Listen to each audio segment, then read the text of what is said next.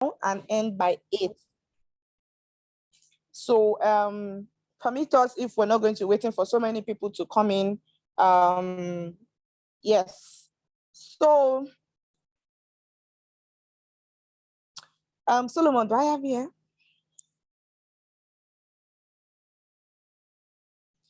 So continuation from yesterday, I remain your host, Oluwashinda John Mote, and with me is my co-host or co-anchor rather.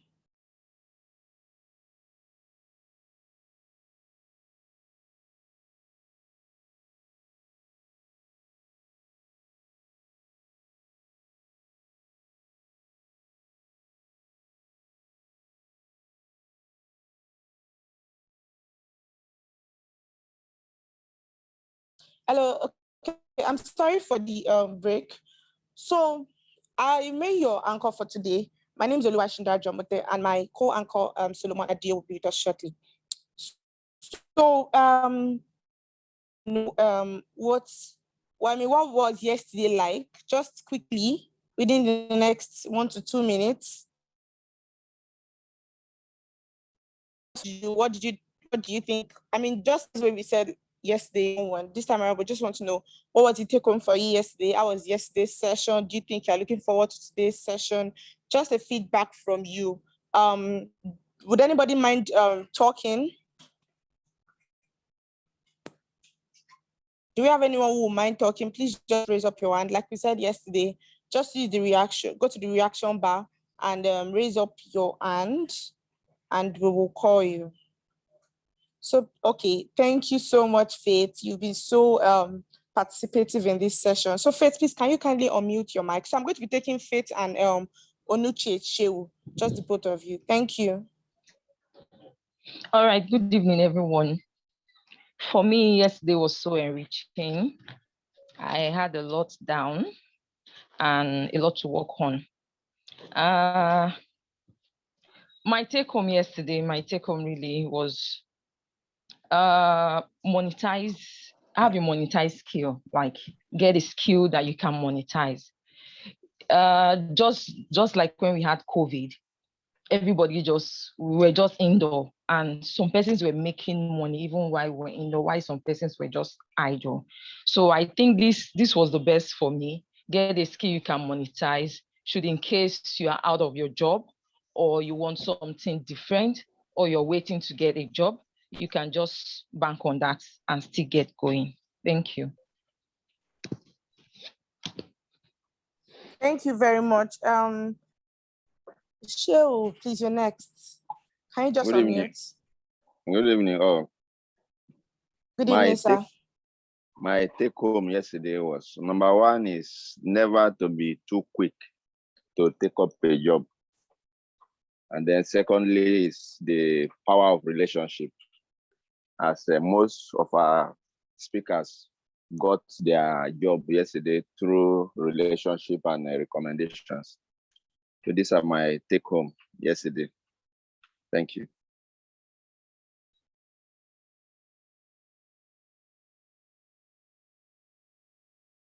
I'm done.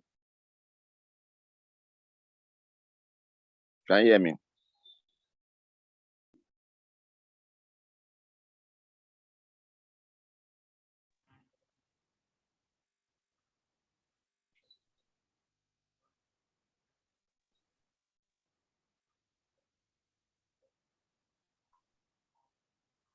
Host, are you there? I'm done.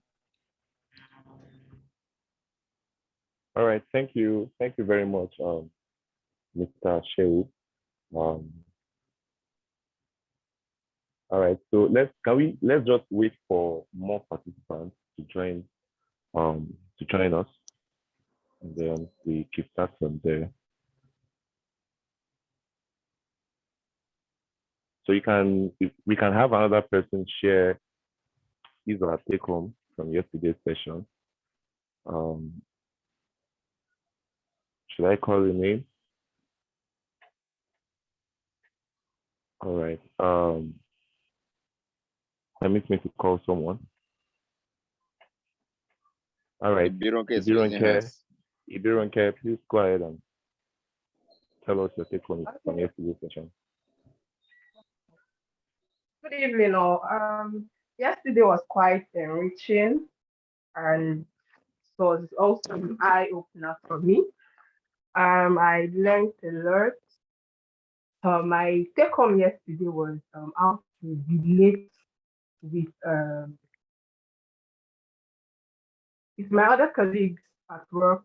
Aside from the fact that okay, I want to um, also emulate a Christ-like behavior in church, but I should not isolate myself just because I don't.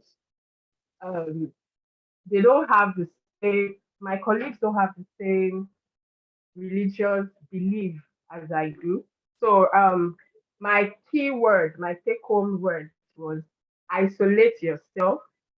Do not isolate yourself, but insulate yourself. Thank you, Mr. Ni Komola, for that. I Yesterday's section was great. It was encompassing, and I'm looking forward to today's section. Thank you. All right, thank you very much, Bironke, for that. Thank you. All right, so briefly, my name is Solomon, and I'll be your co-anchor for today's session, and I'll be co-anchoring with Oluwashindara, yeah, my co-anchor. All right, so without wasting much of our time, of course, we all knew how yesterday went. It was mind-blowing and eye-opener, and we had very good facilitators who were able to, shed light on the topic given to them. So today is the day 2 of the career edition of General Security Academy 2022. And of course, like we said yesterday, it promises to be an engaging, and innovative, educational, and inspiring session. We have another set of facilitators on ground who are ready to shed more light on the topics we'll be talking about this evening. And do well to ask your questions in the chat box. Feel free to ask your questions as our facilitators are ready to throw more light to them. All right, so up to the next thing on our agenda, I would like to bring up the president, the person of Mr. Niyi Ikomala for the opening address. Mr. Niyi Ikomala, can we have you, sir? All right, thank you very much, Solomon, for that. And thank you very much also, Mrs. Shindara, for that also. Yesterday, as we have also all shared, yesterday was really, really mind-blowing. And I just want everyone to expect something bigger today. I'm particular about today's session. There was a reason why we had both speakers for this evening, and that speaks to how relatable their success story is. How they are very practical people. I've had a level of relationship with both of them, and I've seen how they have been able to make use of practical steps, right, to become successful in their careers, right? So I want each and every one of us to all attentive. Let's not forget the reason why we started General Security Academy. It was for the fact that we understand that as believers, you want to pray, you want to get things done in your career and all that, which is very important, but we must not forget the place of human efforts. All right, as we all know, faith without works is dead. So you want to get promoted at your place of work, and that's not going to happen only by prayer, right? There are skills, there are competencies that you need to put in place. So in particular, looking at this, the session for today in particular, right? I'm particular about the practicality they'll be bringing. They are going to be making the journey of success in your career very relatable. They're going to be sharing their success stories. They're going to be sharing their failure stories, the mistakes they made and all that. And the kind of speed that our facilitators have experienced in their career is something we really need to learn from, right? So I want each and every one of us to be attentive. I trust every of our facilitators that we are going to have a wonderful time, even better than we did yesterday. Yesterday was good. And thank you everyone for the compliments. But I strongly believe that today is going to be better. Thank you very much, Solomon and Shinda. All right, thank you very much, Mr. Ani Komala, for that. And okay, so we've had a lot of positive feedbacks from the participants yesterday. And for the sake of those that are just joining today, I would like you guys to give that feedback so they would know what to expect today. So I want to ask just a few people what their opinion is about yesterday's session. So I will just call out like 2 to 3 participants to tell us what their experiences are and the opinion they have about yesterday's session. So I would call on Mr. Timothy Amos. Mr. Timothy Amos, can you just share with us your opinion about yesterday's session? Mr. Timothy Amos, let's have you, sir.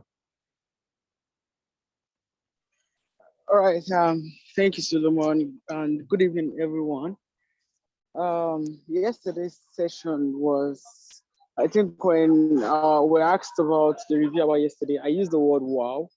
Why? Because it was practical, it was relatable, and it was experiential for the people that are facilitators. It was just enlightening. And honestly, I really appreciate the practicality in relating the stories, in relating the steps forward.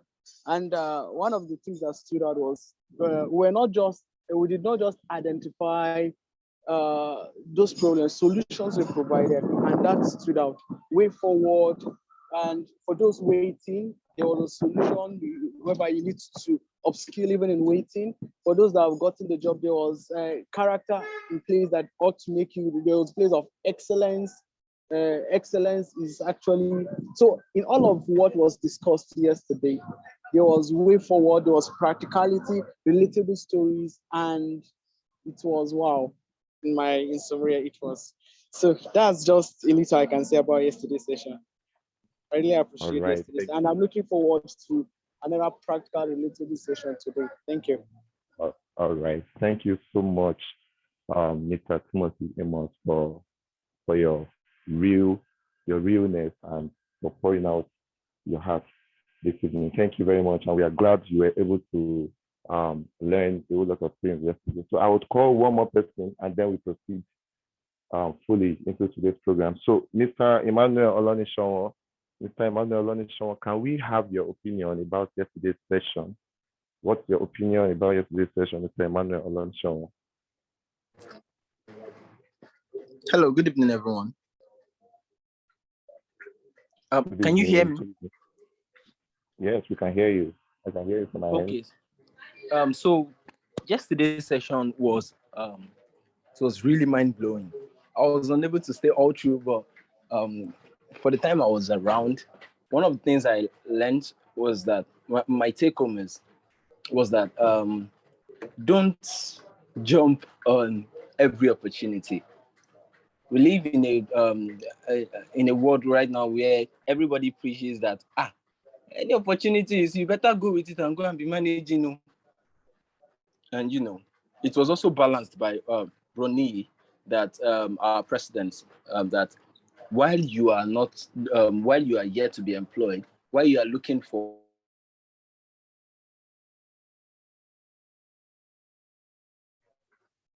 money earning skill that would sustain you and will give you stability to build capacity in your career path and to be patient for opportunities that will come your way.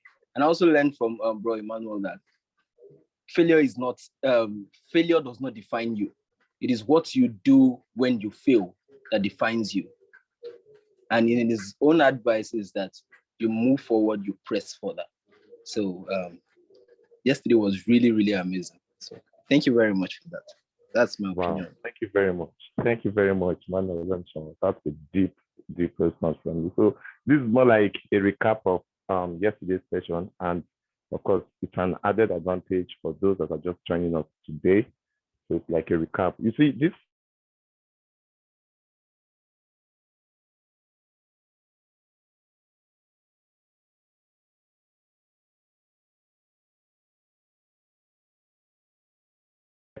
us.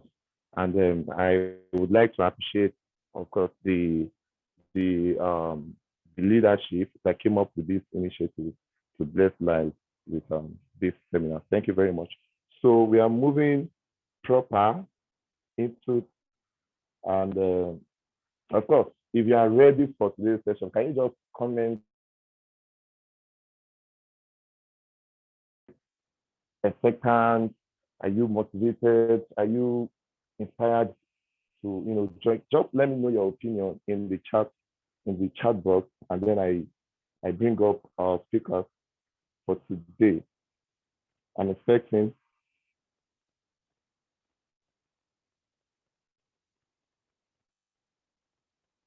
I want to see your opinion. How are you feeling right now? Are you eager? Are you motivated? Are you excited? All right, I am expectant and super excited. If you don't care, okay? Deborah, I am motivated. All I can say is my pen and notepad is with me. Yes, that's the spirit. Thank you, Emmanuel. Deborah, how about the expectant? Faith, I'm anticipating. Timothy, expectant and so ready. That's beautiful. Okay, I love the spirit. I love the spirit. It shows we are all ready for today's session. Okay, so we have in our midst this evening Dr. Precious Ogunmayo, and of course, it's a pleasure to have her. So I'll be reading out her profile, and then we welcome her into our midst.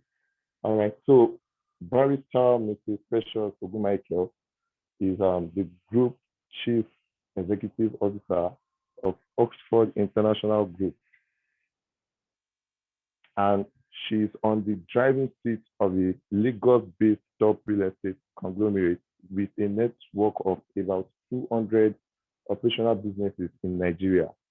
A legal practitioner par excellence and an astute real estate consultant, took over the headship of the conglomerate this year and excelled in defiance of many troubles that corporate chieftains faced in 2022. She grew Oxford International Group from a 1 billion business venture to 8 billion naira within the first 6 months as CEO. She enlarged the cost of the group through business expansions, not just in real estate industry, but across other operating fields. As part of our diversification strategy, Oxford Green Funds Limited came on board to extend the group's operations into the agricultural sector. Safeguard Microfinance Bank Limited also came on stream as a group arm in the financial services industry. There were also cross-border expansions of the business to neighboring Benin Republic as well as Rwanda. Join us this moment at General Secret Academy Edition as to take us on a ride to discuss the topic given to us. So let's make welcome Barrister Mrs. Precious Ogunmayo, the Group CEO of Oxford International Group. Let's give her a round of applause on the chat box. Let's welcome her. Let's say something beautiful to her. You're welcome, Mrs. Precious Ogunmayo. We are so glad to have you here, ma'am. Thank you very much. Good evening, everyone. Good evening, ma'am. Thank you. We are ready. We are so ready to learn from you this evening. It's really a pleasure to have you in our midst. Thank you very much. All right, Shindara, over to you, please.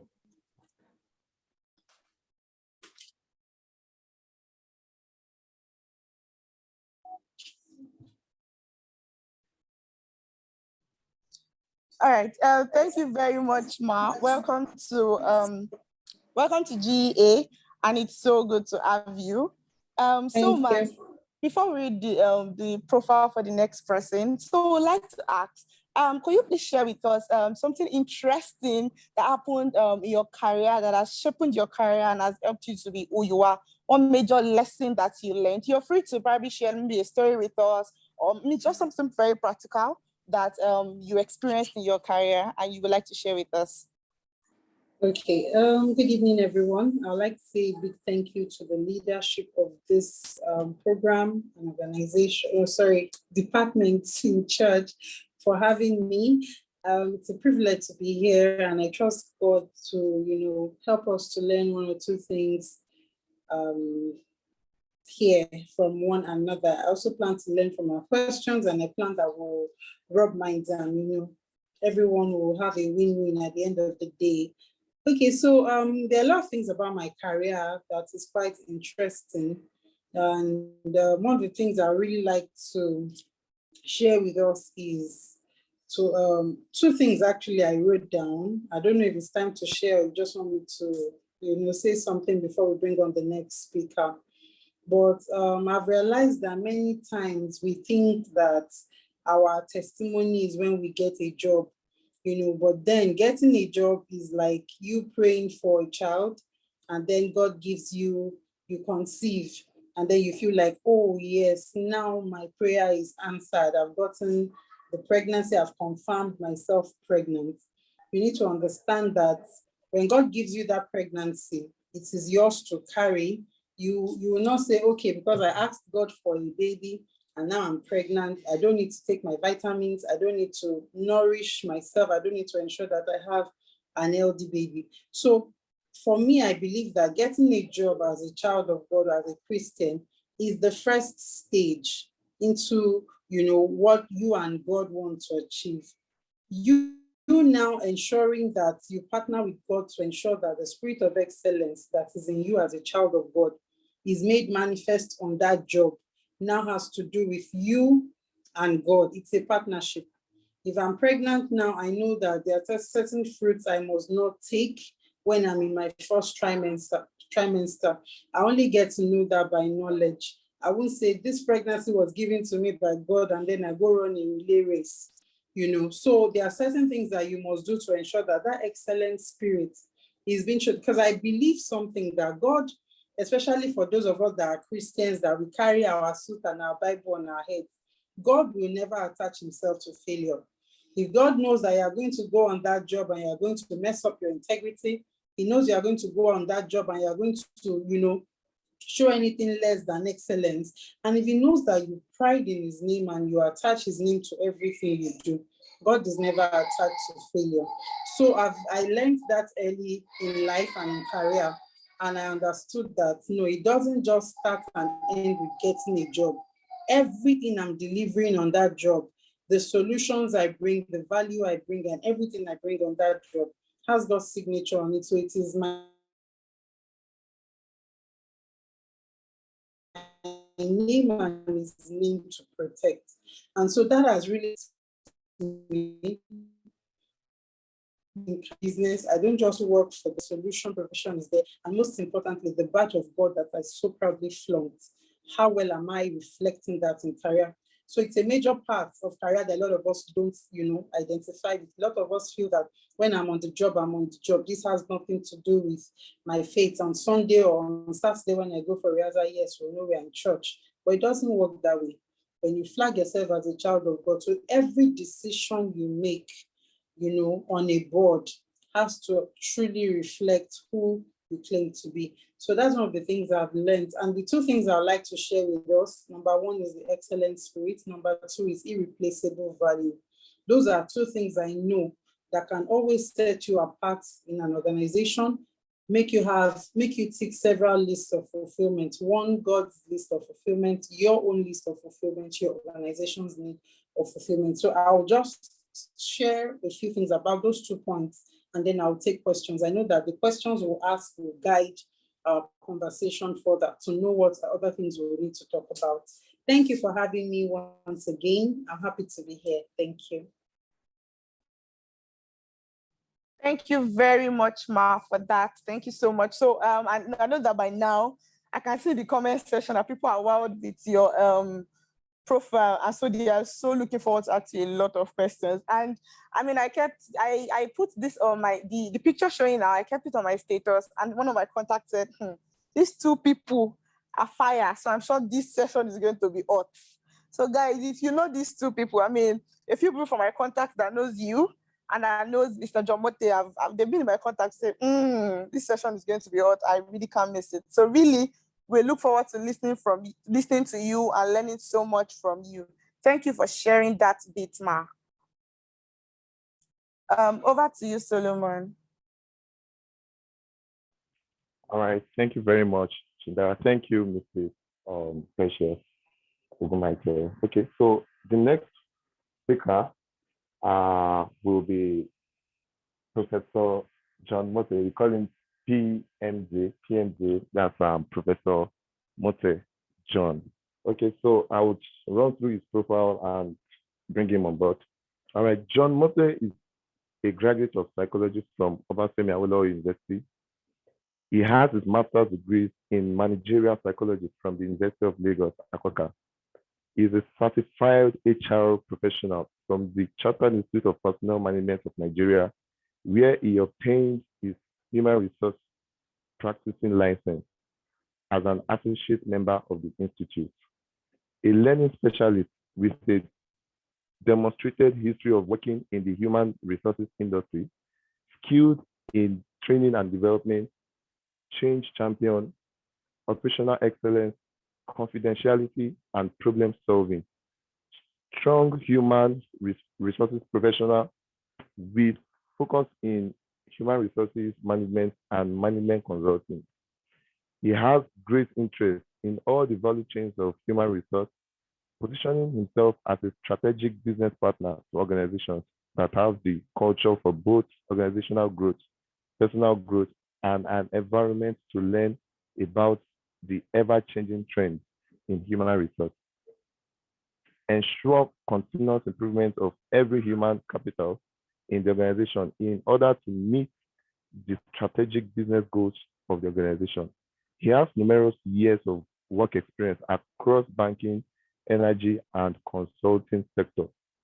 He has facilitated and consulted coordinated management training across all MDAs for the Office of the Head of State of the Federation, FIRS, NCDC, NNPC, Site Savers, and many more NGOs, public and private sectors, and is in charge of HR audits for the HR community in Nigeria. He is currently the Learning and Consultancy Manager at CIPM Nigeria. He is married to his lovely wife, Oluwashindara John Mote. So if you don't know Oluwashindara, she's the wife to our second facilitator. She's married to our lovely wife, his lovely wife rather, Oluwashindara John Mote. So let's welcome Mr. John Mote on board. You can express yourself on the chat box. Mr. John Mote, we are glad to have you. You're welcome, sir. Thank you very much, and it's great to be home. Thank you. This is my home, and it's great to have everyone here. Thank you for having me around. I really appreciate it. We're really glad. I am still in Nigeria, so like we have a little bit of power issue. So I hope you can see my video hits. Yes, we can. Of course, we want to learn from you. Your voice is more important to us, really. Okay, so thank you very much for coming around to teach us, because we are willing to learn from you. Okay, so I have a question for you. And then the question goes thus: what major mistake have you made in your career journey? And what lessons did you learn from it? Please share with us, sir.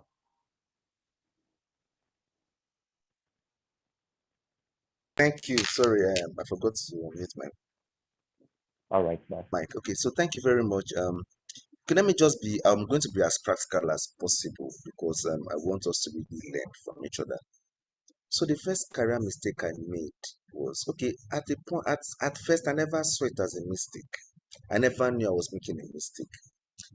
When I started my career, I started preparing myself for the labor market long before I even gained admission into university. So what I do then is during the long holidays, I try to follow my sister to work and then learn how things are being done in the office. And I continued with that trend. And I could remember when I was in year one and ASU was on strike, I had to look for a job. And I was so, the reason for looking for a job was not because I needed money, but because I wanted to start integrating myself into the labor market. So back to when I finished school and I was to serve, there was a particular company that said, no, John, you must serve with me, you must serve with us rather. And they wrote a letter and somehow was able to work it down to work with them. At the end of service, they were like, oh, no, we would like to retain you. And they called me for further negotiations and we negotiated and to start my work.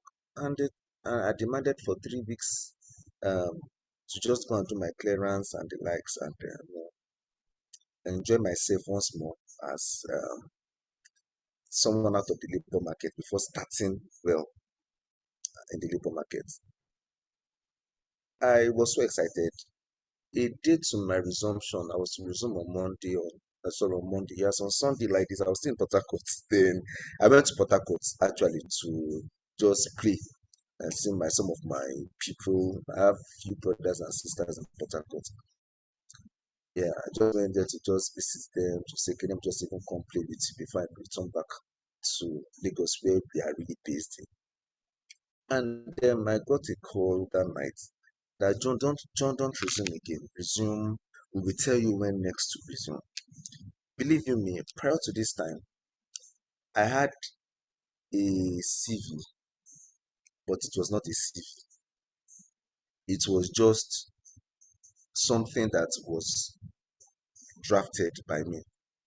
And at that point, what I was supposed to do was to really have a CV to speak for me.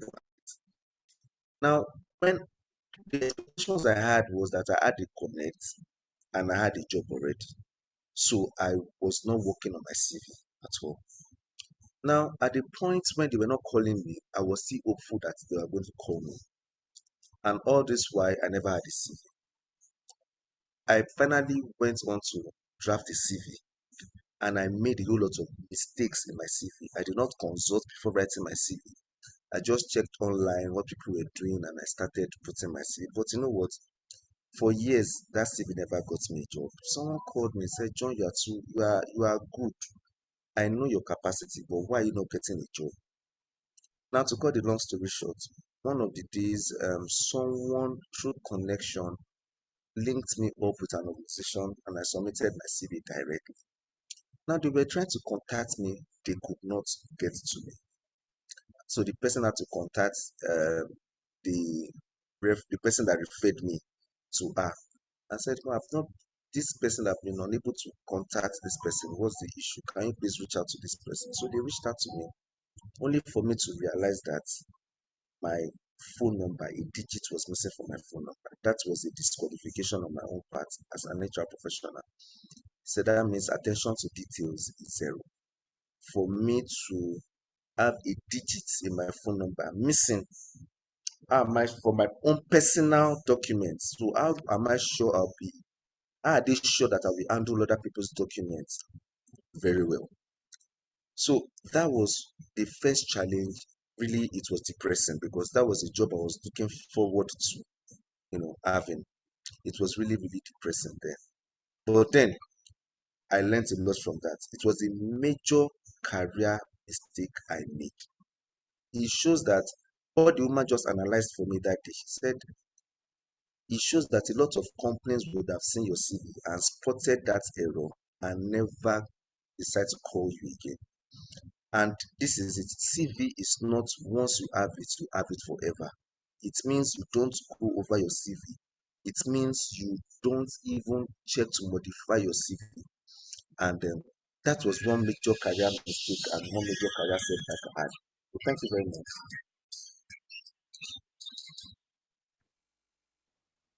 All right, thank you very much, PMJ, for pointing out your heart.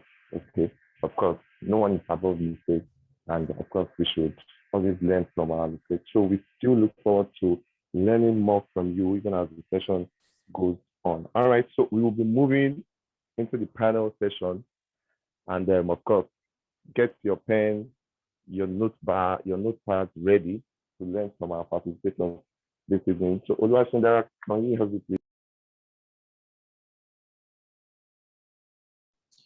All right, thank you very much to our panelists. Thank you so much for that, for being practical and honest with us. I mean, I really felt that. So right about now, we'll be going into the panel session. And just as if you're here yesterday, we set down some rules. The ground rules are: please keep please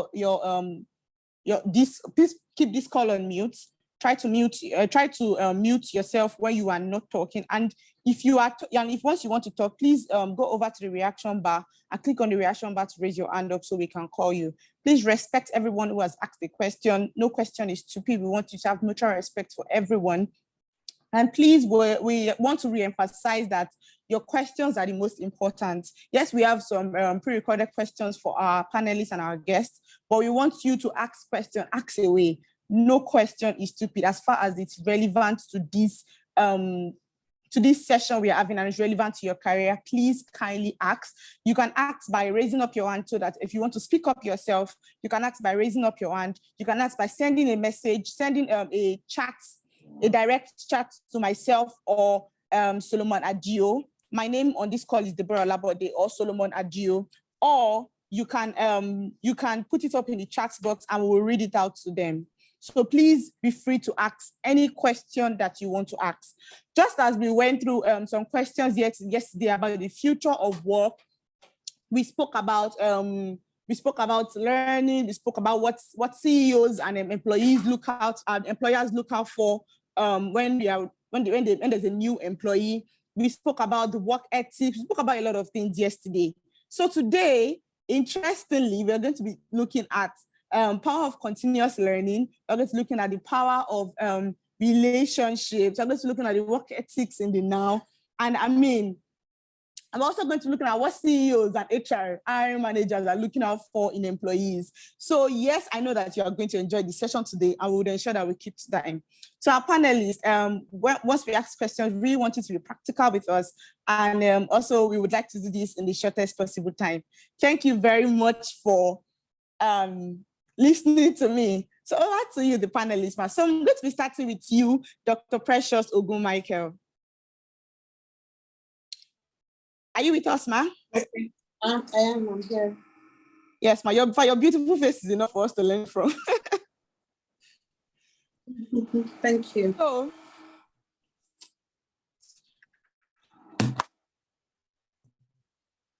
all right, ma'am. So firstly, our first question is, as a CEO of a company, an employer of labor, what do you look out for? What are those things that you look out for in an employee? I mean, I know there have been stages of recruitment that will have gone on, and then at the end of the day, you probably be the last person that will be seeing the employee before they staff the person, especially for a top level role. So, what are the key mindsets? What are the key skills that you look out for in employees? Okay. Thank you for that question. That answer will depend on the role, that is being filled part-time. But on a general note, every organization that finds a need to bring in somebody at some point, it's because probably there is a reason why that person is needed. There is something that person is coming to, there is a problem that person is coming to solve. There is a lacuna that person is coming to fill. And that's why I always say, I've said a couple of times, I said I was going to talk about irreplaceable value that you bring on board. A lot of people come into an organization, for example, we need an HR now. And we say, okay, I don't like the way things are going. People are, not taking this business too seriously. And we need to bring in an HR professional to come in and, make things work. And then we look out for somebody who we feel is firm, is disciplined, detailed, like the first speaker said. And then you come into the organization. And then you try 1 or 2 times to bring in change. You know that naturally people are resistant to change. And then probably people tag you what's wrong with this one? Oh, Omatore. You know, there are certain things that happen in the workplace. They feel like I shared this one just joined. Oh, you'll soon get tired. Let's see how long it can keep up. This is attitude of I want to work than the owner of the organization. Oftentimes, what we find is that a lot of people get carried away. After a few months or a few weeks of, coming with your A game, you just feel like, I think this is how these people want their things done here. Let me just dance to their tune. Never get to a point where you begin to dance to the tune, because the moment you become like every other person, they will need to bring in another person to do what you were brought in to do that you refused to do. So there is a need for you to understand that if the owner of this organization was okay with the way everything was going here, I wouldn't have been hired. So when I come in, regardless of the resistance, regardless of the toes you need to step on, regardless of the change, anti-change people that you will meet, you need to understand that I was brought here for a reason. And that's very reason for which I was brought. I don't seek excellence until I've achieved that. So one of the things we look out for is somebody who can do what no other person in the organization is already doing. If I'm interviewing somebody and I'm asking you, how are you going to address this particular situation? And then you are telling me, oh, we are already doing. You've not given me any reason to, want you on the board. So most times when you're preparing for an interview, for example, you want to come into Oxford, for example, and you are coming to fit over an IT role or a tech position, maybe brand visibility manager or whatever, try to do a research based on the role you are applying for. Because one of the things that I will look out for in an interview is an information I've not heard before. If you try to check for Oxford online and you found that it took you, 4 or 5 pages of Google before you could have apt information of the organization, your number one point of what you want to come implement is how to put Oxford on page 1. That is something we don't already have. A lot of our CVs are, they sound like national anthem. I can multitask, I can work under pressure, I can do this. They are the normal things that people see every day. So what would distinguish you is practical information. I can actually make you, as Oxford, be the number 1 organization sought after in the next 6 weeks. Even if I don't believe that information, I want to try. So I'm looking out for somebody who wants to say something I've not heard before. And that does not, a lot of people make a mistake. You come up and you say, I want to, you come up to an interview and you're praising me. I know that Oxford is the number 1 most diversified business. Thank you very much, but that's not why you're there. You need to, come up and say, fine, I know that Oxford is doing really well. I will rate the organization really well at say 85%, but there are some things that I can actually introduce. That's when you catch my attention. But if you come and you're singing praises, I feel like, oh, this one is just going to come and be a yes sir, yes no person. We want somebody who can bring the extra spice to the stew. That's the idea. Yorubas, we like our stew really spicy. So that is it. You have to bring in an information or a value or a solution that nobody is already bringing. So when you are reading about the organization you are going for, as much as you are looking for their accolades and information about them, pay attention to a problem that you can actually come and propose to solve. So you are looking at what's the brand visibility of this company? How is their staff coordination? How do their people present themselves, in the public? What are those things that you can come, what are those tables you can shake that will make them say, oh, I feel if this person comes on board, this will be met. So when I'm talking to somebody, I'm looking at something nobody has said before that I want to pick. Another thing is when you are identifying a problem, you must ensure you have a commensurate solution. If you are saying that there is a problem of your tables are not clean, immediately back it up with how that table can be clean. Because it doesn't start with, identifying the problem, which a lot of people are good at. It is the solution that matters to the business owner. Fine, I know that I have this problem. If I didn't have this problem, I wouldn't have placed an interview. What solution? then your solution also should be in line with, what that company, every company has their ethics, every company has their standard. You will see Oxford, for example, is a people-oriented organization. Our people are our greatest currency.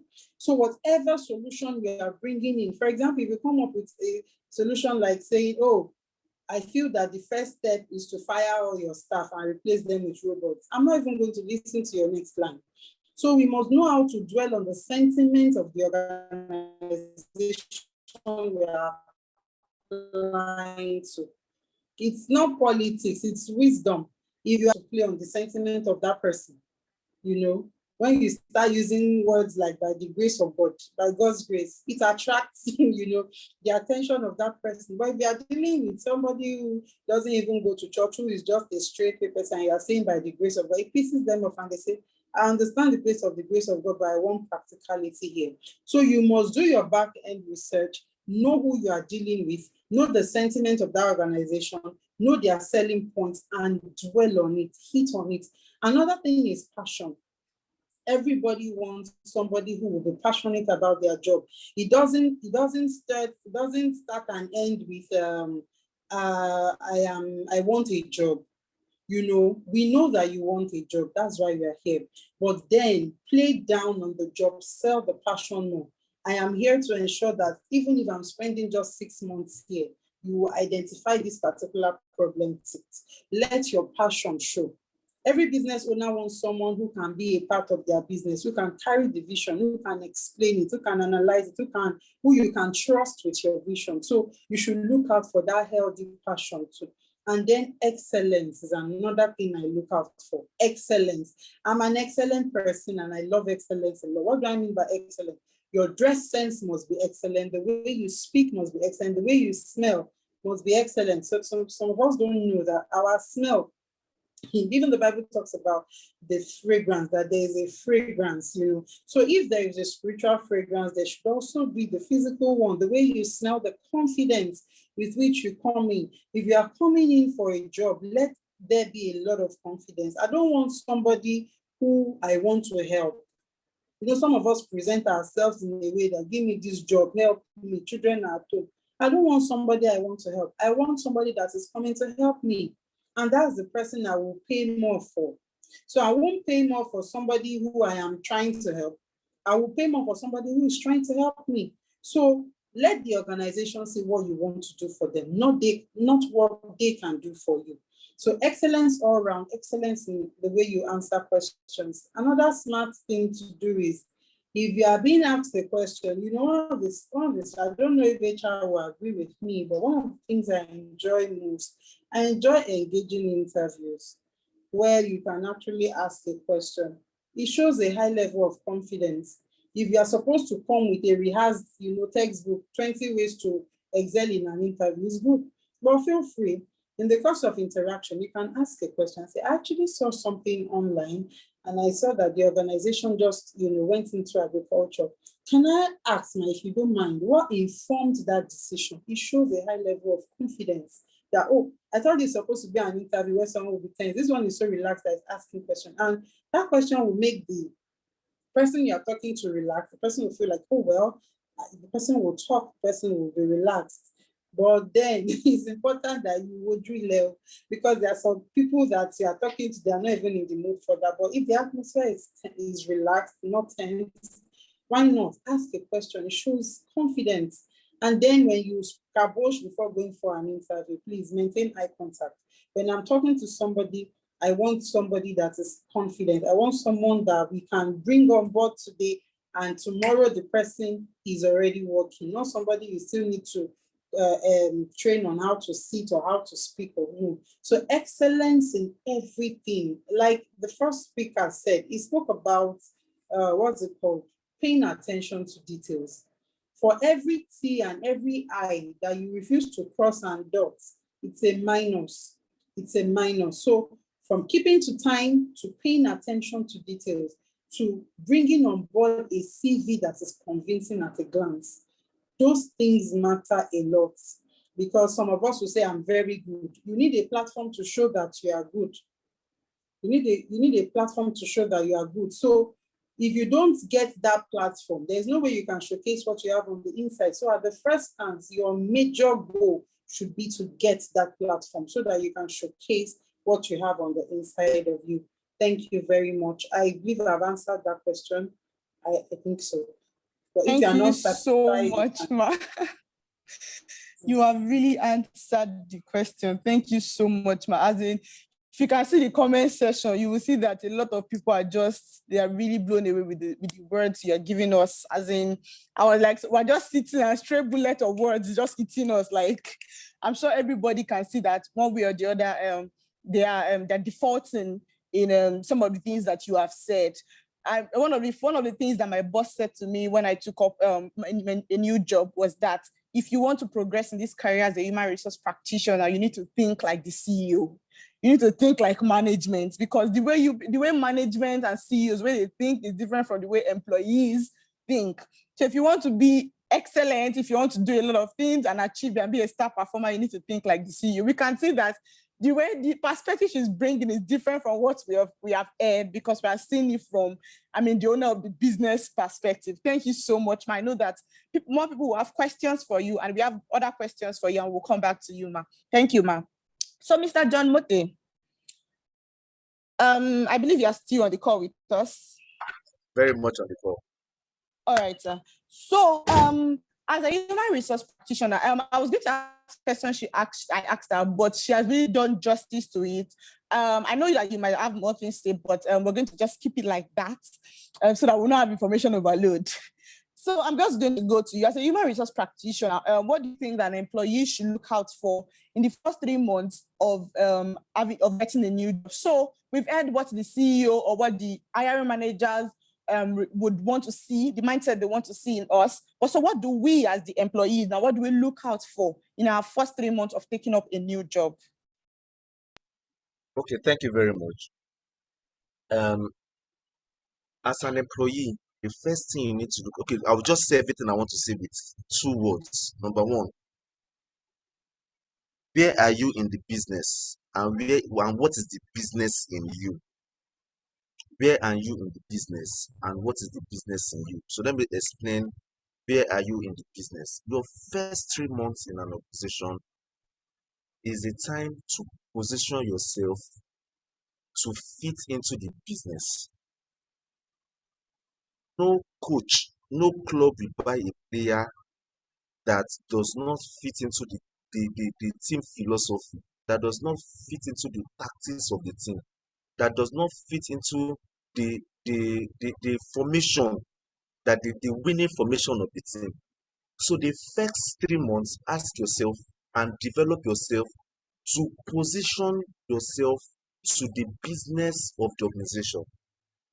It is not the period of just making friends and then just getting blown away that you're waking up in the morning going out. No, because that first 3 months is very, very critical to you. And when we are talking about finding yourself in the business, looking out for yourself in the business, where do I see myself in the business? It has to do with you being strategic at different points in time. Being strategic is not only left for people at the senior level, even at the junior level. Being strategic, like she said, to the needs of the organization. Every employers are not employing people because government has given them a regulation that they must fill up the space. They are employing people because there is a need. So where do I see myself in the business? So that is where you should be positioning yourself to. And that is what actually makes employers to just feel that, you see, this person is a good hire, this person must not go, because you are meeting business needs.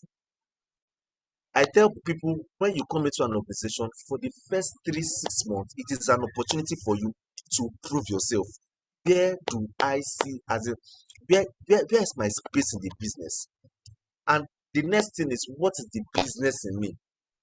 The reason why people come and after some months they tell them to go, or if there is redundancy, they think about them first, is because there's no business in them. I'm going to explain. Clubs don't buy players because they need to fill up a 22-man team. or a 23-man team, you will see that some clubs buy players because there is a business in that player. Ronaldo jersey was sold before he even came to Madrid. When the speculations were going that he was going to be signed, they spotted that his jersey and started buying his jersey. They made money. The money they made was what they used to buy him, and they had a lot of change. So the question is, what is the business in you? Can you go to an organization? If you get to an organization in the first 3 months, they should be able to see that there is a business in you. Having this guy around contributes to the bottom line. Having this guy around brings the organization to a bigger spotlight. Having this guy around covers as is adding to the profitability and the connectivity of the organization. So really, if you are coming to the organization as an employee, really, the 2 questions I tell people to ask themselves: number one, where is my place in this business, and what is the business in me?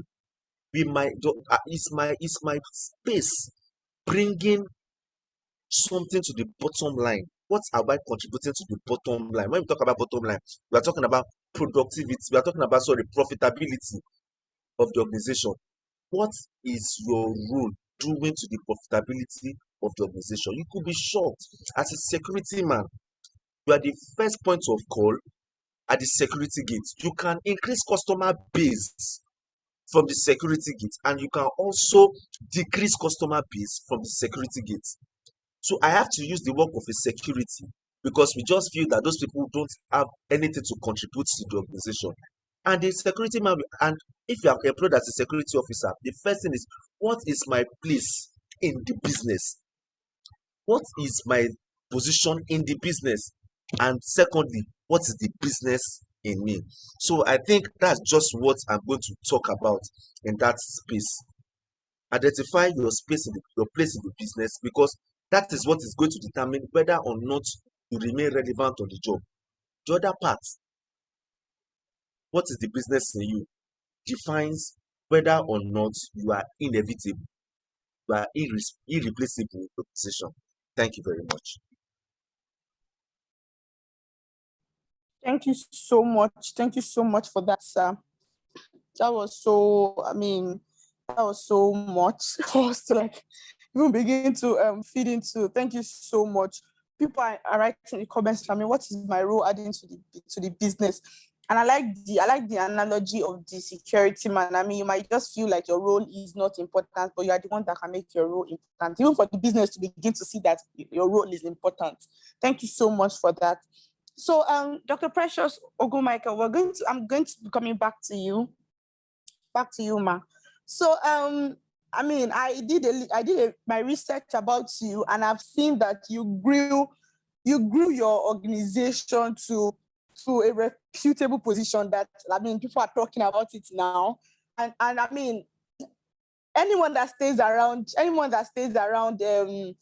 Moshow should be able to know Oxford, because even beyond Ali Moshow, because I'm saying Ali Moshow because I know that there's a particular place I see it every day. I see the billboard every day, and I know that before that time, a lot of us must have heard about Oxford or must have heard about what you do in the organization. So I want to ask, and I know that this is definitely not your first work. You didn't start like this. You didn't wake up and boom, you're the CEO. So I want to ask, practically, somebody is saying that 8 billion is not a joke. Really, it's not. So what did you do that helped you to grow from the bottom to the top? What were the practical things that you did that made you to grow? Okay, thank you very much. I'll share a few things. Thanks for the accolades. I can see us on the chat box. Okay, I would like to lay this foundation. I'm not one of those people that believe that life happens by chance, or some people are just lucky, some people are just blessed, some people are just graced. Yes, I always like to explain grace, my definition, because I'm a very practical Christian, and God speaks to me in a very practical way. Now, let me explain how I define grace. Grace is like it's raining outside. For example, we pray to God and we say, God, please pour down your grace, and then it's raining outside. and then someone, gets up and goes under the rain and fills up 5, 6 buckets and is also completely drenched in the rain.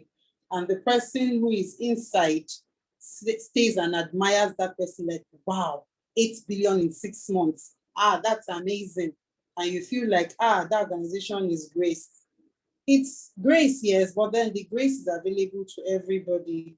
What differentiates the person who is observing and admiring that other person is that while one person was admiring the grace from outside, one other person stood up, put in some effort, took buckets, drew grace, and was overdrenched. I believe so much in being intentional. I believe so much in being very intentional. My mind shifted when I heard Reverend Sam Adeyemi say something. He said a lot of times we Christians ask God for cake. We ask God for cake, and then we're praying every day, Father, Lord, bless me with cake. I want to eat cake. And then God gives you a crate of egg.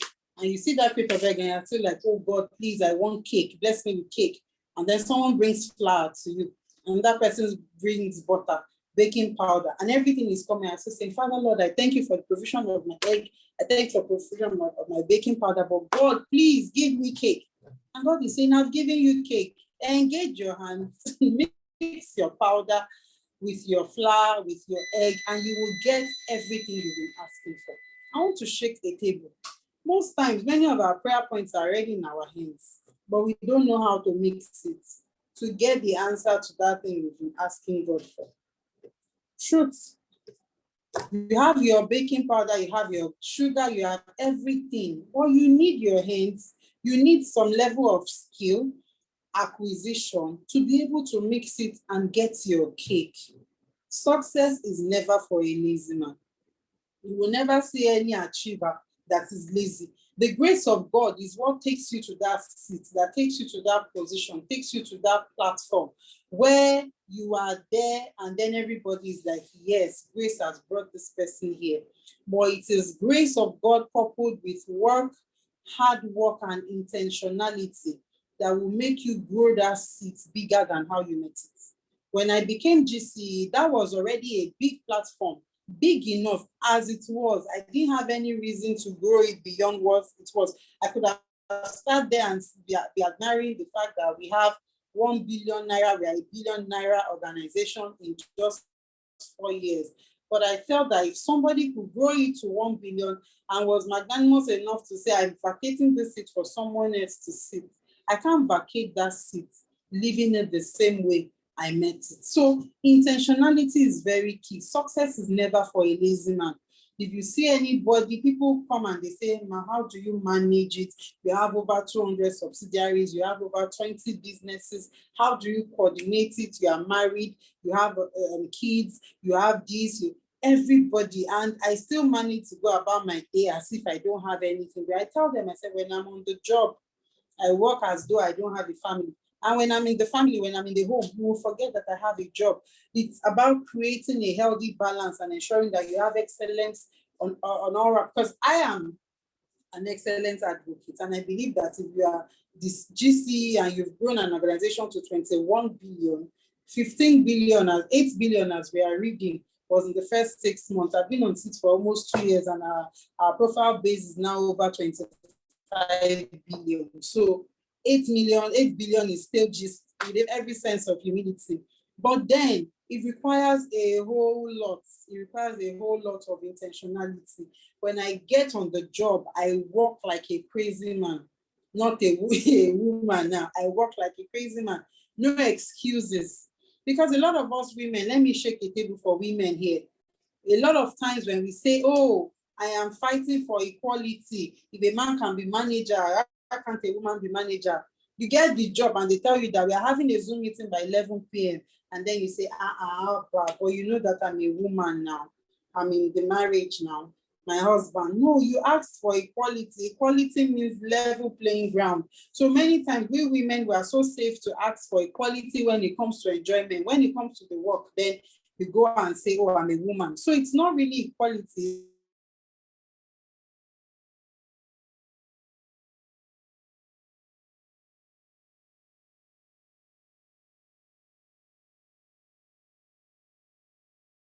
I create time for my spouse.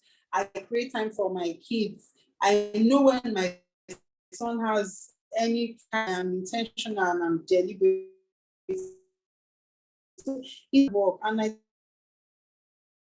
tell people I have the same 24 hours. So you don't see me spending 2 hours chatting on TikTok. I have 24 hours, you have 24 hours, but I have a job that requires me to do a 48 hours job in 24 hours. So you will not expect me to spend every 1, 2, 3 minutes. Do I relax? Yes, I do. I have a Netflix account at least. I watch movies, at times. But trust me, you need to understand that you are not the same with somebody who is not going anywhere. So you have to have a very healthy balance, and you have to be intentional about it. You have to be intentional about it. There are times where I shut the study and I'm there on my husband's chest. It's not as though I don't have any work to do, but the next 30 minutes I'm bonding with this man, I'm bonding with the children. So when I excuse myself and I say, I need to go work, everybody knows that, oh, she's been with us for the last 45 minutes. But what some people will do is, please, oh, I'm the GCE. I have to be deliver. I have to do this. No, it doesn't work that way, because if you are not in the right frame of mind with your kids, if you are not in the right frame of mind with your husband, trust me, you will fail on the job.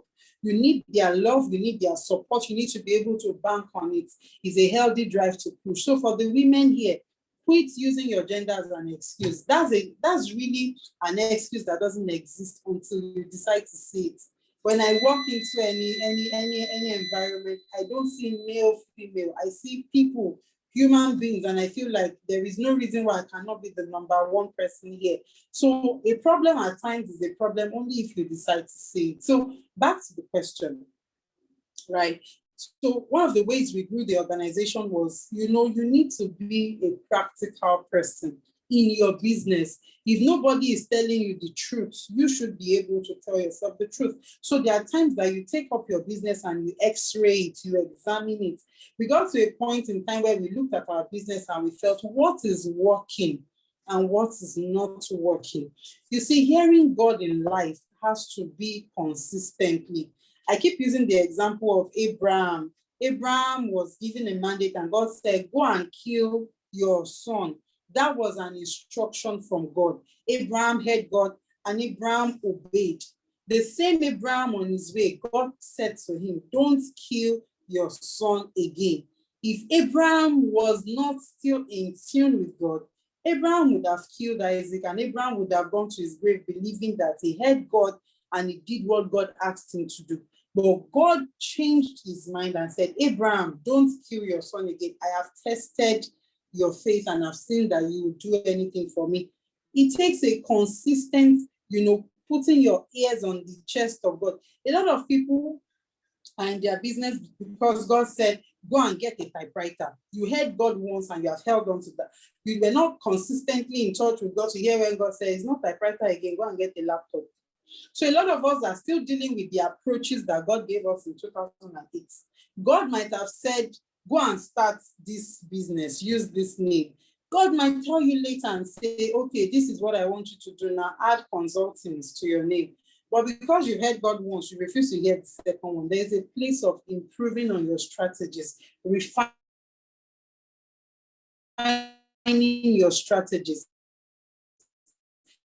looking at it vis-a-vis the current, had a very strong currency, and that is the currency of people. Currency of people. So we stopped building businesses and we started building people. That was the selling point. Realize that the more people you have that are carrying the vision as their own and becoming intrapreneurs instead of entrepreneurs, the more the business was projecting. So we channeled our energy to raising intrapreneurs, and that was the break. That was the miraculous break for Oxford. So we stopped building offices, we started building people. Realize that when we build those people and they have the passion alone, they will use that passion, convert it to wealth and build offices for you. So that was a selling point for us. So you need to focus on what is working in your organization. If something is not working, you are not a failure if you let it go.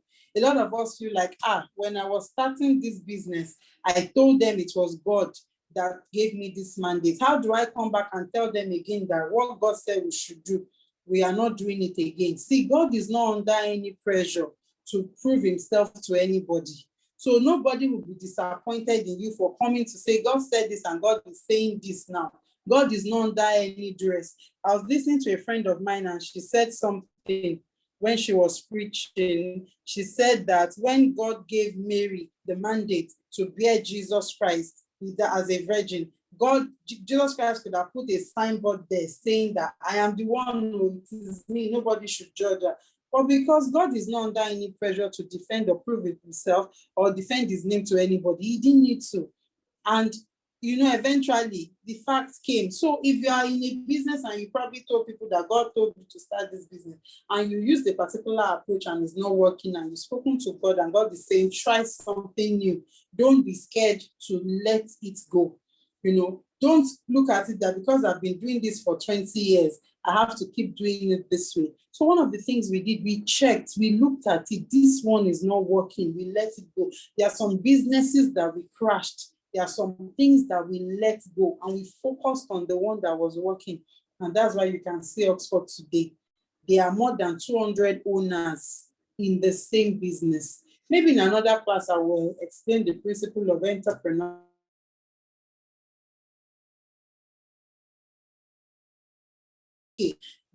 The best guy in my company, for example, I have a company where I sell bottled water. And one of my best guys in my company is a graphic designer. And now the guy is looking at it that I can't keep earning 250.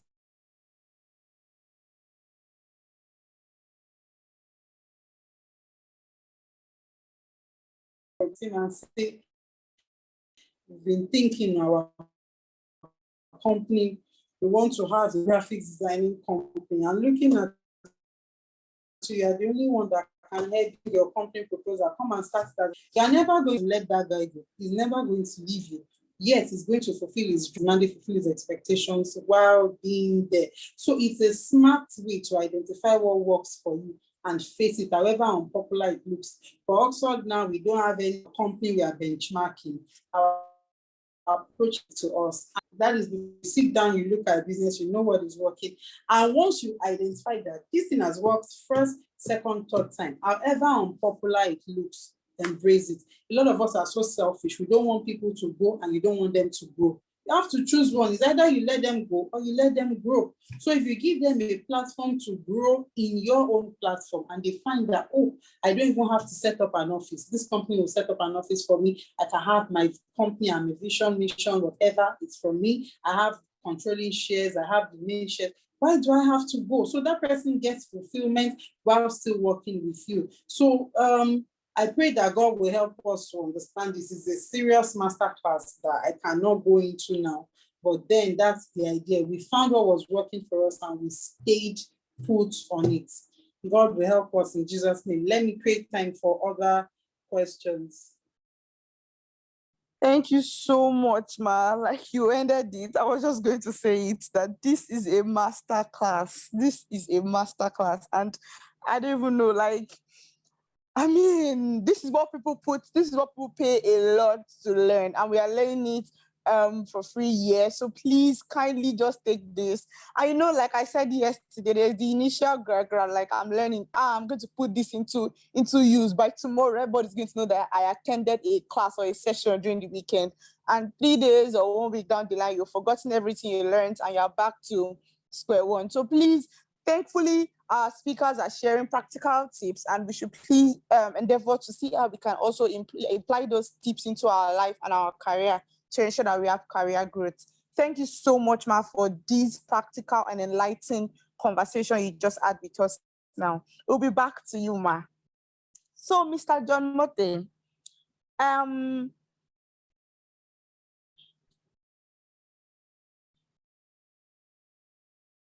hello, are you with us? Very much with you. All right, sir. So we'll be asking you the question now.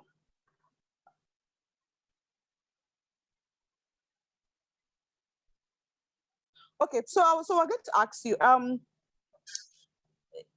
with being a star performer comes the need for continuous learning and upskilling and reskilling and all of that. But there are times when we find out that we actually are limited by our income or what we're earning in the organization. And not all companies are very keen about improving or putting training or learning as part of the benefits of working in the organization. So what do we do if we want to actually build the habit of continuous learning? If I want to learn, if I want to upskill myself, but I'm limited by income, I have little salary, but I want to learn so much. How do I navigate through that problem? Okay, so I'm going to answer this question in two ways. Number one, training and learning are not the same thing. Training and learning are not the same thing. So I saying continuous learning is deeper than training. And I will say this, let me just explain further. Now, when you go for trainings, when you access courses online, a whole lot of us we say continuous learning, you want to acquire so and so, acquire this, you want to go for this course, go for that course. Fine. Training, you acquire knowledge, you acquire some skills, you acquire probably some people call it abilities, some people call it attitude. You go to learn them, right? You go to acquire, that's not learning, you go to acquire them. Now, learning is now a behavioral change as a result of what you have acquired. A behavioral change.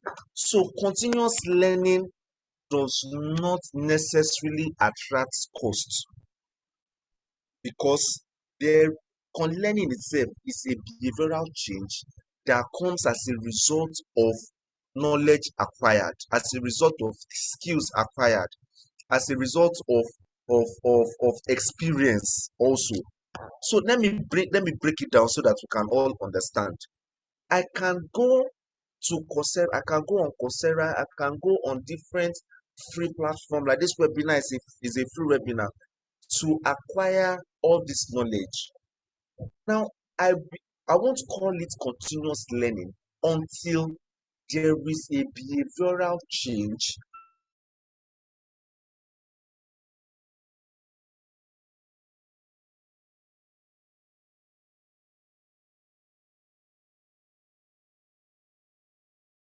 when we say people have not learned. It's not because they've not acquired trainings. It's because there is no behavioral modification.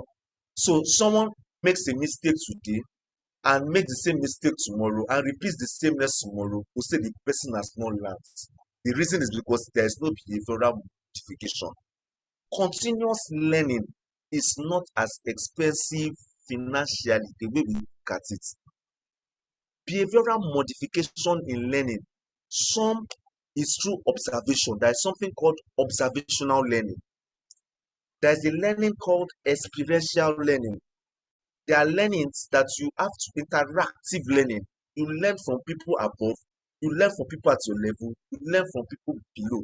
So you acquire information from people above, acquire information from people below, acquire information from people at your level, then apply it into your life.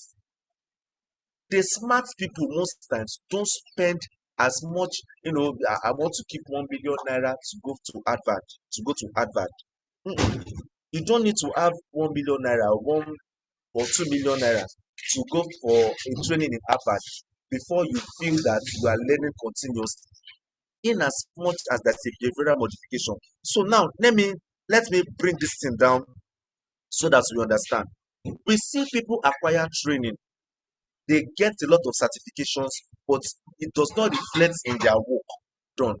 And that is the reason. The reason is because they've not translated what they've acquired into the behaviors that they need in carrying out the job par excellence.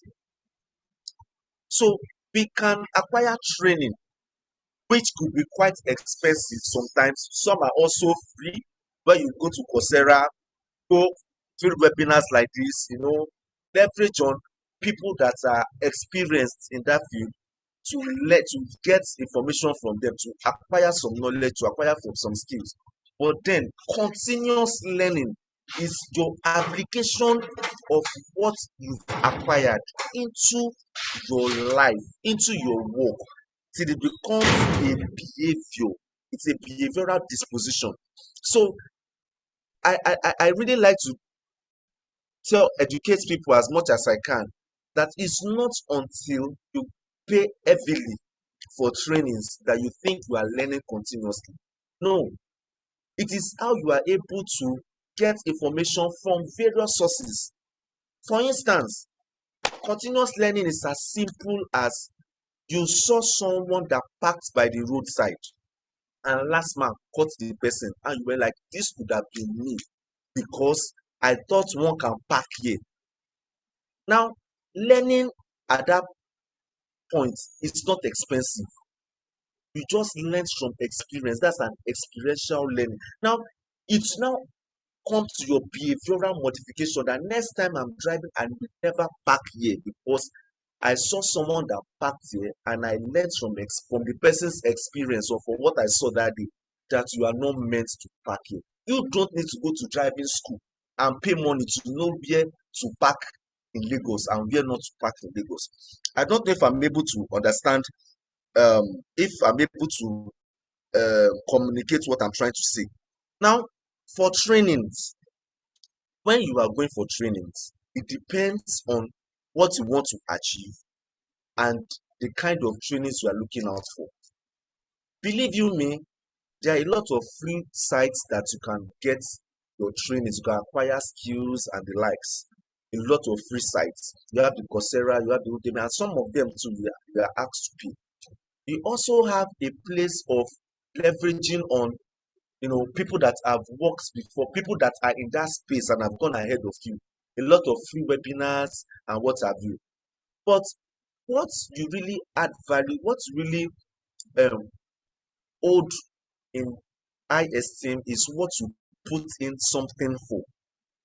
When I was in the bank, I realized that a lot of people had idle cash. They just store up money in the bank and they are not using it for anything. So what I needed to do then was to say, you know what, can you can do an adjust scheme and people will just feel that this person is trying to help us save. But to you, you are trying to contribute because ajo is loan without interest. You are just trying to gather money and you have positioned yourself to pack the money at the time when it will be time for you to pay for a particular course, a particular training that you want to acquire knowledge on. So these are some things you can do. Leverage on free websites where you can access training. You can do contribution. Just make sure that you do contributions and then look at when it will be time for you to pay for a particular course. Leverage on that, pay. Some people work in an organization where they are entitled to some loans. You can go to say, please, can I have upfront of so and so amount of money and deduct it from my salary for the next XYZ months? And we use that to get those trainings, use that to get those certifications. But again, your certification does not lead to continuous learning. You can acquire those certificates and not apply them. That's why we see a lot of people that even in the management space, you see people that they've sent on different courses, they have certificates on different things, but still there's no behavioral modification. So what might be really expensive is the acquisition of the knowledge. But then continuous learning is not as expensive as we think. It's just a behavioral modification that comes as a result of the information we've acquired. Now, this information will be formal, can be acquired formally, and can be acquired also informally. So I'm just trying to put the balance between training and continuous learning. I hope you understand. Now, let me narrow it down to what we do in the workspace. Now, you can have good certifications and not have promotions. And the reason is because your certification has not been transformed to learning. So you acquired this knowledge in either a formal setting or an informal setting. But then there is no behavioral modification, there is no change. You acquired skills on let me say data analytics, but then there is no behavioral modification in your approach to work when you are applying your analytics skills to that. So at that point, you have only acquired training. There is nothing like continuous learning backing it up. Do we understand? So the place of continuous learning is not as expensive as we think. It's just application of the information we've gotten into our life to bring about that behavioral modification that takes us to different levels of development. But then trainings are what could be expensive. Some they have financial cost to it, some don't have financial cost to it. And I think with this explanation, we can understand that, well, you can continuously learn by acquiring information informally and through some free channels. And also, you can acquire training with expensive that are very, very expensive. And then there's no continuous learning backing that training up. So thank you very much. Thank you so much, sir. Thank you so much. I mean, I'm sure that we are gaining perspective to learning and we're seeing things differently now. Thank you so much. Our time is fast spent and we have a lot of questions rolling in now. So I'm just really hopeful that we can be able to answer all these questions before our time goes up. We barely have less than 40 minutes. So yeah, let's see how we can work within our time. So Dr. Precious, we have a question for you from one of our participants. And she said that, please, how do I stand out in business as an entrepreneur amidst competition? How would she be able to stand out in business as an entrepreneur amidst competition? Okay, in answering this question, I'll answer it in two ways. Number one, the most practical way is have a unique selling point. You can have 1,001 people selling the same thing, but there should be something that sets you apart from every other person. The moment you find that particular thing, you will find that it's so easy to stand out. I wore a particular top. I bought it from one of these ready-to-wear companies. Let me not do free adverts for her. Okay, I will. I'll mention her name when the story gets to that part. So I wore that top at a training in Dubai. And trust me, more than 4 people came to me and said, that top is from Odeva, Nigeria. And I was like, yes, you're correct. The first person. The second person, I felt like, is this real? The third person actually said, I am 100% sure that this top is definitely an Odeva wear. And I sat down and I asked myself that, why is everyone so certain that this top is not just nice, it's not just beautiful, but definitely it has a touch of this particular brand? And that's when I realized that, see, you must find that touch, that selling point, that thing, that icing on the cake that is particular to you. And I came up with something called corporate signature. Corporate signature is a signature. We all know what a signature is. A signature is something that is peculiar to just you, something that you alone can sign. So you must ask yourself, what is my signature? If I'm sitting on this seat and I am the CFO, and then we get our reports every week, what can I introduce to that report that will show that, oh, it is Precious that actually did this report? What is my signature? What do I stand for? When I'm not in the office today, what is that thing that shows that, oh, why is this frame not clean? Definitely this person is not in the office. When you don't have a signature, when you don't have something that sets you apart with anybody or any particular other alternative, you'll be easily replaceable. But when your signature is on something, when there is something that, oh, this particular thing can only be from me, definitely it will be very hard to replace that person. So I can go to the market now and see any other type of sardine, regardless of how beautiful the pack is. If it is not Titus, it is not Titus. Why? Number one thing should be quality. Depends on what you are selling anyway. I don't know your sector, but it has to be something. There must be something that sets you apart from every other person. Another thing I must say is this: the break for my organization, for Oxford, came when we started focusing on our competition. At times when you focus too much on your competition, you will find that you are always wanting to imitate them. or you are wanting to do something that they are already doing. But the truth about uniqueness is that when you are doing something someone has already done, you can never be, you can never take the accolades for that particular thing. So when you stop looking at your competition and you focus on your business and you bring up all your A games, your innovation A game, your research A game, everything, you will do something that your competition will also begin to focus on. So you are in the real estate business and you are looking at how did this person do their allocation. If they were looking at somebody too, how will they come up with that thing that you now want to look at? So when you are in an organization or a sector that is densely populated with competition, the best thing you can do is to find your unique selling points, find your signature. If everybody makes chin chin with the normal sweet sugar and all that, you may want to add a bit of ginger and say, I like this chin chin, but then there is something about this particular one that will just make me always look for this. When you look at the business, what's it called? Bubeb's Pap. How many of us know Bubeb's Pap?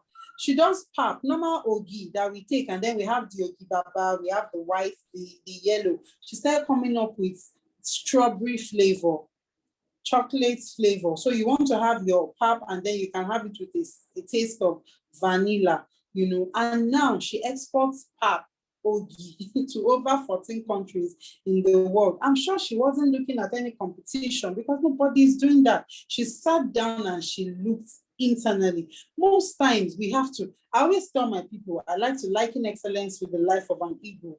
And you will find that an eagle, flies in an altitude that no other bird flies in. So when you are looking at the eagle, most times the eagle is not looking at any other bird. The eagle is the one that the people look at.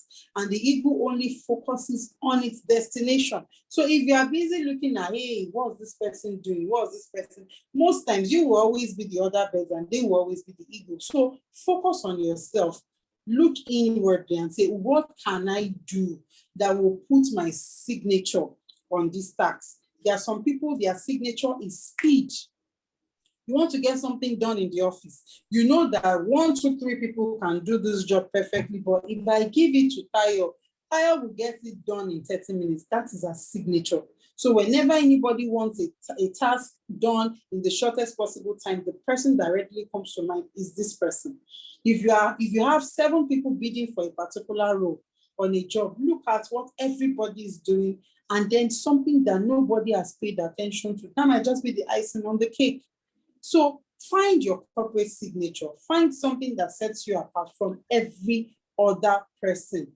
If you're in probably a fintech line and everybody's doing advertisement, try another means. Let there be a signature, something that stands you out, and that will really help, to stay ahead of your competition. And it might help also to stop focusing on them.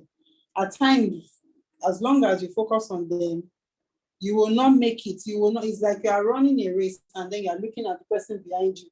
You're looking to the left, you're looking to the right. If you don't focus on your own race, I'm not saying it's bad to learn from people. I'm not saying it's bad to, pick hints from people. But if you are learning from A and B, it is to take A, take B, and add your own C to it. There must be that uniqueness. There must be that thing that sets you apart, and that's what will make people come back to your brand. So I believe that answers the question. Thank you very much, Ma. Thank you very much for that. Okay, so Mr. John Mote, will be coming back to you, sir. Okay. So I'm trying to find the question someone asked in the comment section. Okay, while we're looking for the question the person asked in the comment section, because it's been mixed with other questions, I'd like to ask, one of the things that people run away from in the corporate world is office politics. They see it as, oh no, I don't want to be involved in office politics. I don't want to have anything to do with office politics and all of that. But then, especially if you find yourself in a multinational or a larger organization, you cannot you cannot overlook or get away from office politics. So how do we get to maneuver? How do we get to the problem is maneuver our way around office politics when we find ourselves in an organization that is really office politics? We have Okay. a B to that question, so we'd like it to be fast. Okay. So number one, office politics is it's inevitable. It's inevitable. It's inevitable. And let me make office politics very, very simple for us to understand. Politics itself is a game of interest.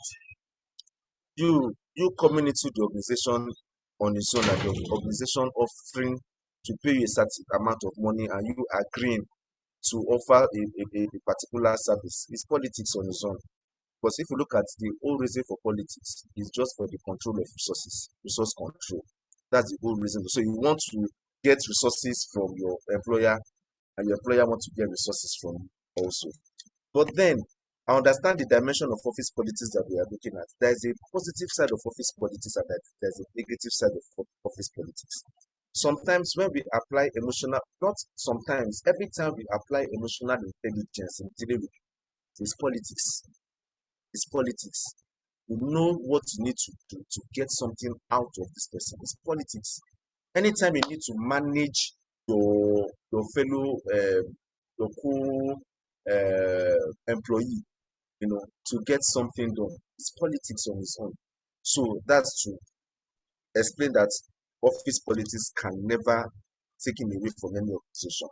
Now, when you get to an organization, the place what happens is what aspect of politics do I want to play? Am I willing to play the politics to pull down people just because I want to go up? Am I willing to play the politics to get the work done? The politics I want to play, how ethical is this politics?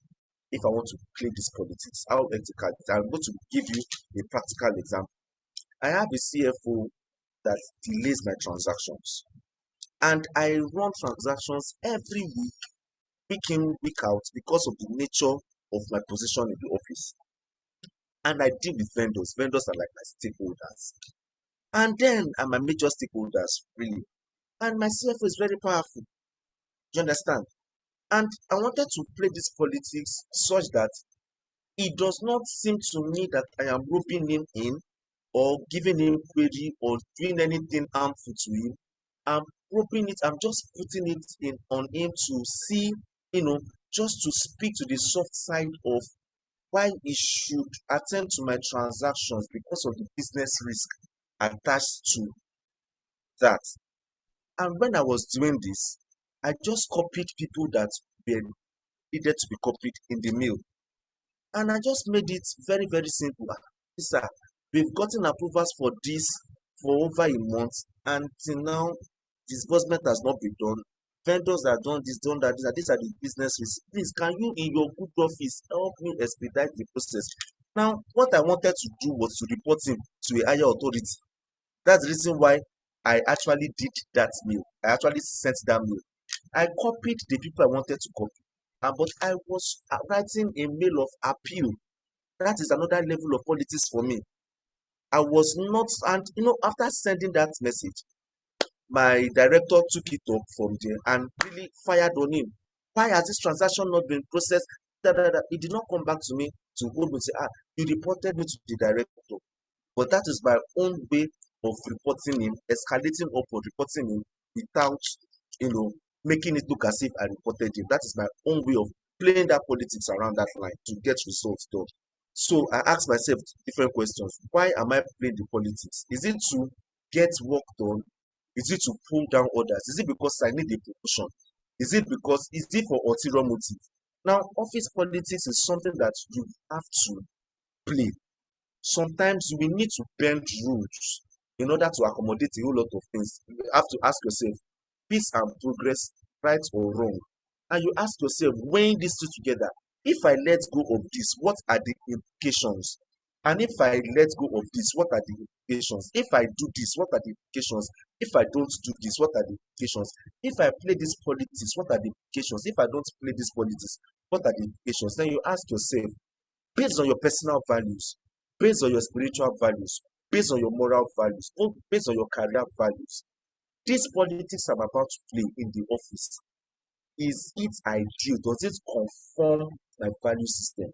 Now, if it does not conform with your value system, that is when you can tell yourself, no, I'm not going to play that politics. I give a practical example also. There was an organization that the guy told me and was telling me that he's having issues. They want him to indict the CEO of some financial fraud because they want the CEO to leave the organization and want to just hang anything. But the guy said, no, I won't do this because one is against my personal value, it's against my faith. And the guy has been waiting for confirmation since. And I heard that it was because of that his confirmation to the position of the CEO was hanging. So he told himself, I would rather live as an acting CFO than compromise. Do we understand? Because of his personal value system. Now, the leadership of the organization could not hold him or could not rope him because what they are demanding for was not right, and he also was not ready to play the politics. So what he needed to do was to make sure that there was nothing that they could hold against him that could make him compromise his standards. Okay. So where I'm going to office politics, we must play. But the level to which we play the politics is what we need to ask ourselves based on our moral values, our spiritual values, our personal values, our career values. But then office politics is what we ever be. Thank you. Thank you so much for explaining such a very big concept within the shortest possible time, because I mean, office politics is a whole masterclass on its own. The dynamics and how to undo it, it's deeper than this. And we're grateful to you for explaining it to it in simpler forms. Thank you so much. So back to the questions that we're looking for earlier, before I asked you one of our pre-recorded questions. So somebody asked that she's the personal assistant to the CFO, but she wants to get into finance department proper. What does she need to do to grow? So this is just an example of somebody changing a career path from probably she has seen being a personal assistant to the CFO. She has probably seen like a lot of finance things going on, and she thinks is enviable and she wants to go into the department. So what does she need to do to be able to settle into the finance department easily? So no one goes to a department. You don't get into a department because by sentiments really alone. So what you need to do is there's something called career realignment. If you know you are interested in working in finance team, then realign your career to show competencies in working in the finance team. Now you can be the PA to the CFO. It's a good place for you to start because now you are at the position where you can showcase your competencies to the CFO to draft you into the finance team. But beyond that, why not improve on what you have already or do a career realignment if you don't have a career path in that line? And if you have a career path in that line, ask yourself, what is the gap in the finance department? I tell people one of the fastest ways of climbing in an organization is filling the gap. Filling the gap. What are the gaps in the finance department? You might be surprised that the finance department lacks proper documentation, and you are the PA, and there you start. If you think you have the qualifications, you have everything, what you're just looking at is opportunities to stay in the finance, to work in the finance department. Why don't you start putting these documentations together and start recording it and start bringing out the financial interpretations of each document that you have been recording since, and submit it.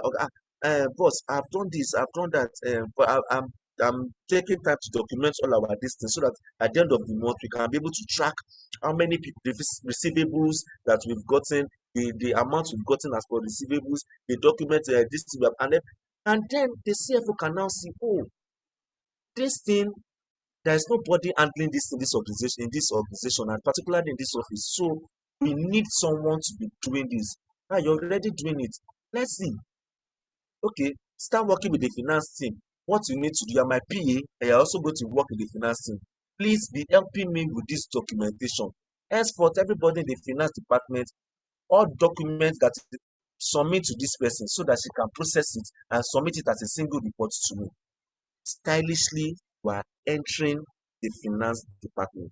You are realigning your career with the finance department. Apart from acquiring the necessary competencies, look out for the loopholes. You don't wait for someone to go on maternity leave before you delay the person to show competencies. No, there is a loophole in every department. Look out for the loopholes within that department and start seeing how you can strategically get things done within that space, and you create an office for yourself. Even while working as the PA, create an office for yourself that is related to that even finance team that you want to join, and present it to your CFO. You'll be shocked that one day he's going to make a business case on the reason why you should be drafted into the finance team. Let me give you an example, and I end with the example. I started the work and I started as an intern. When I started as an intern, what I did at that time was to look out for the gaps in the department. The gaps in the department. And 1 month into the internship scheme, they already told me that there is no way they are going to let me. I started as nobody promised me that they were going to keep me in the position. So, because I looked at the gap in the department, I started doing what nobody was doing in that department, but was needed to be done in the department. And with that, I was integrated into the department, and I had a place in that department, a very strong place in that department. So that is one of the fastest things you could do. Look out for gaps and start working towards that gap, closing the gap, presenting it as a report to your CFO, and giving him a reason why that gap needs to be filled without even you canvassing or talking or saying anything much. Then the last thing I will say, competencies. Start developing competencies that makes you different from every other person in the finance team. Competencies. You can go and learn about financial modeling. They might not have anything in that department. So when you start developing those competencies and putting them to play, then you have the need to draft to them. So thank you very much. Thank you so much, sir. Thank you so much for that. Dr. Precious, we're back to you, ma. So because our time is fast, we're going to be asking 2 more questions and then we'll be rounding up. So, Dr. Precious, someone is asking you how you were able to streamline opportunities or business startups in order to focus on the result-oriented subsidiaries you now focus on. So the person referred to when you spoke about how you had to let go of some business and you had to focus on some at the point when you're building the organization. So that the person is asking how you were able to streamline opportunities in order to focus on the result-oriented subsidiaries that you now have. Over to you, ma. Okay, I already explained that. I'll just touch on it again. It's being truthful to yourself. You see, as a business owner, as an entrepreneur, there must be, you must love the truth, and you must also be able to tell yourself the truth. You must be able to subject your business to scrutiny at several points in time, through yourself, through your sponsors, through your mentors. You must be able to, ask for the truth and love it when it comes, regardless of what it is. The fact I picked from what someone was saying about yesterday's review, that the fact that you failed is not the problem.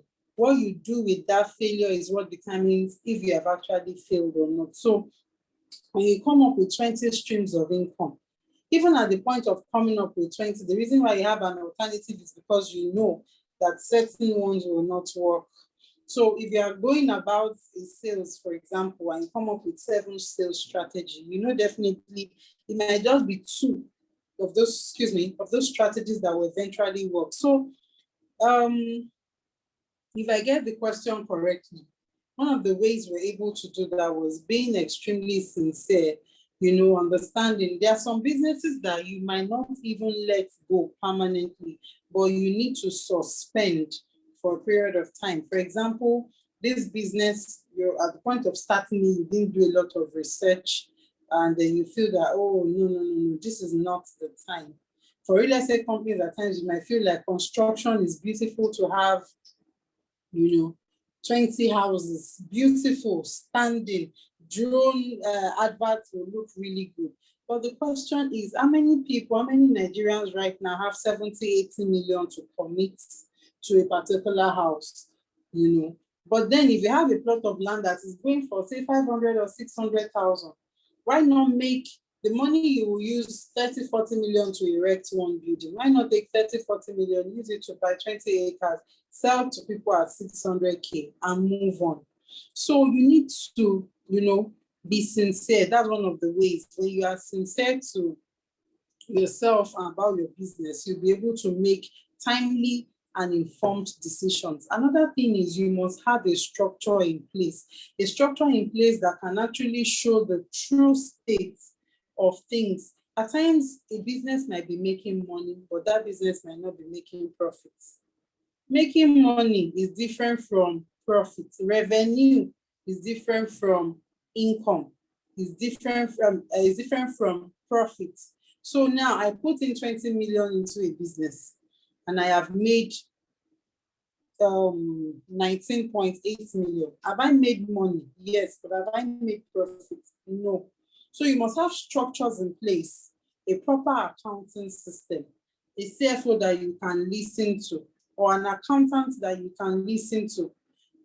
Have structures in place that can show you the true state of a business. There are businesses that we started, we expended a lot of millions, and we sat down and decided that, see, it is time to let it go. One of the reasons why it's hard for people to let go is at times you look at what you have expended, what you have gone too far, I've done a lot. Is it not better to spend 10 million naira, move back and go start again, than to, because you have spent 10 million, now add 2 million to it, makes it 12 million. Now add 3 million to it, makes it 15 million. And then you keep committing funds to something that eventually will not work. Don't be scared to turn back. Don't be scared to start again. Don't be scared to re-strategize. Being a failure, you hardly see any business owner that has done well that doesn't have at least 5, 10 failure stories. So one of the ways is, the ultimate way is subjecting your business to scrutiny. Subjecting your business to scrutiny. Have a quarterly review or have a bi-yearly review where you sit down and look at it that, yes, we are everywhere. We are making a lot of noise, but are we really working? At this point, I will always say something. He will say that I'm excited with the way you are doing and how you are growing, but my question to you is, 5 years' time, are you still going to be here? So it's not just about building a business, it's about building a sustainable business, a business that has roots. I love to use the example when I teach of the bamboo tree and the ewedu, what's it called? The fruit we call it now, or the ewedu stick.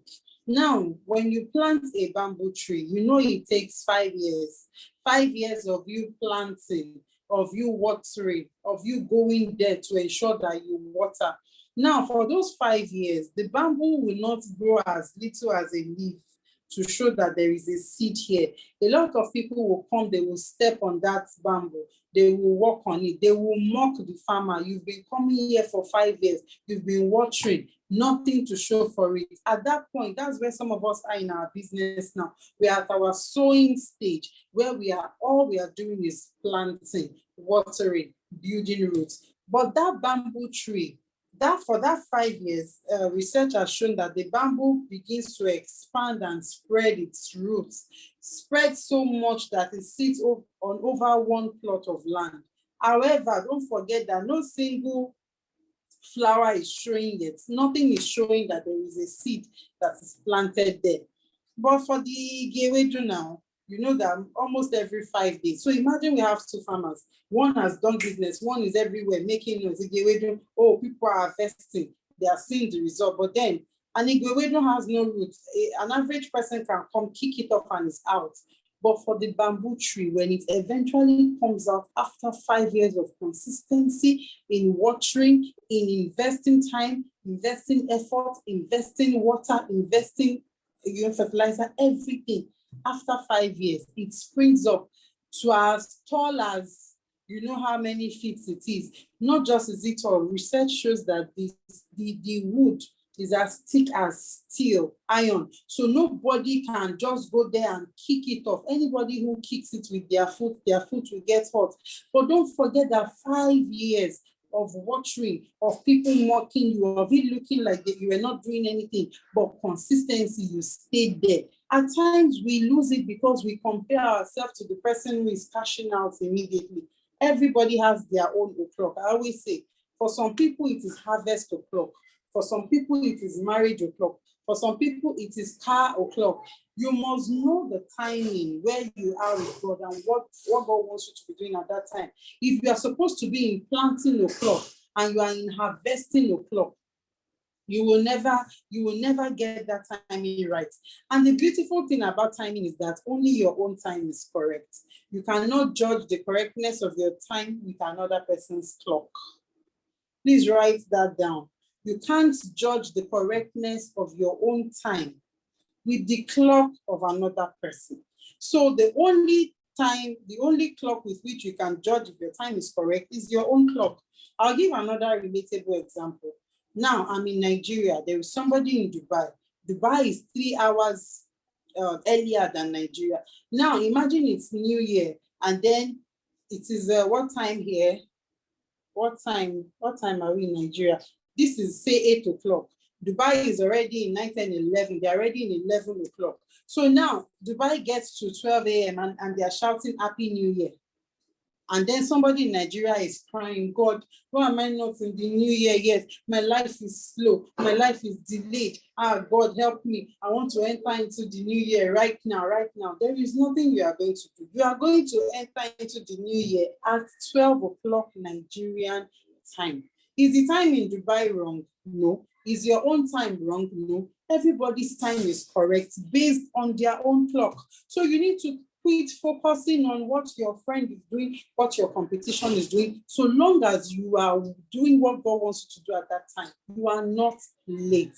You are not delayed. So do not compare your bamboo tree process to somebody that is growing a wedu tree. It can never be the same timing. It can never be the same harvest. So focus on your time, relate with it, love it. We cry and worry about things that we cannot change instead of accepting reality and working with our own timing. This will really help you in destiny because it helps not just in career, it helps in marriage, it helps in childbearing, it helps in decision making. A lot of us feel that 23 is the best age to get married. That's the age I got married, but that doesn't mean that's the correct time to get married. It is correct by my own clock. It doesn't have to be. Yours might say 29. It doesn't matter. So you must learn as a business owner to understand the nature of your business and focus on it. Don't look at, what the other person is doing. What this other person is doing. There are organizations that you don't hear about them until their 10th year. But the moment they come to your face at that 10th year, you can never, ever forget their name. There are some that you hear their name at the 6th month, 8th month, 9th month, they're everywhere. 1 year later, they are looking for them. So please, I beg us, there is a need for you to focus on your own process. Focus on your own timing. It will help you to know what to do at that time and what to let go at that time. Thank you very much. Thank you so much, ma'am. Once again, I love your perspectives and examples. They are so relatable and they stick into your head. Like, I know that in the next 1 week, 1 month, 1 year, you are going to, even if tomorrow you've forgotten that it was Dr. Precious or Go Michael that said this thing, but tomorrow you are going to remember at some point that someone somewhere said something and it will always resonate with you. Thank you so much for your perspective. Thank you for being practical with us. We'll be back to you, ma. So, Mr. Delmote, back to you. Please, we want to ask this most likely might be the last question. Before that, Osaro Dion, you asked a question about how she was able to grow to the position of GCE and all of that. She actually answered the question at the beginning of the session when she spoke about building people, intentionality. She spoke about hard work and a lot more. You can go through the chats to see some of the responses. I know people were writing some of the things that she said that resonated with them.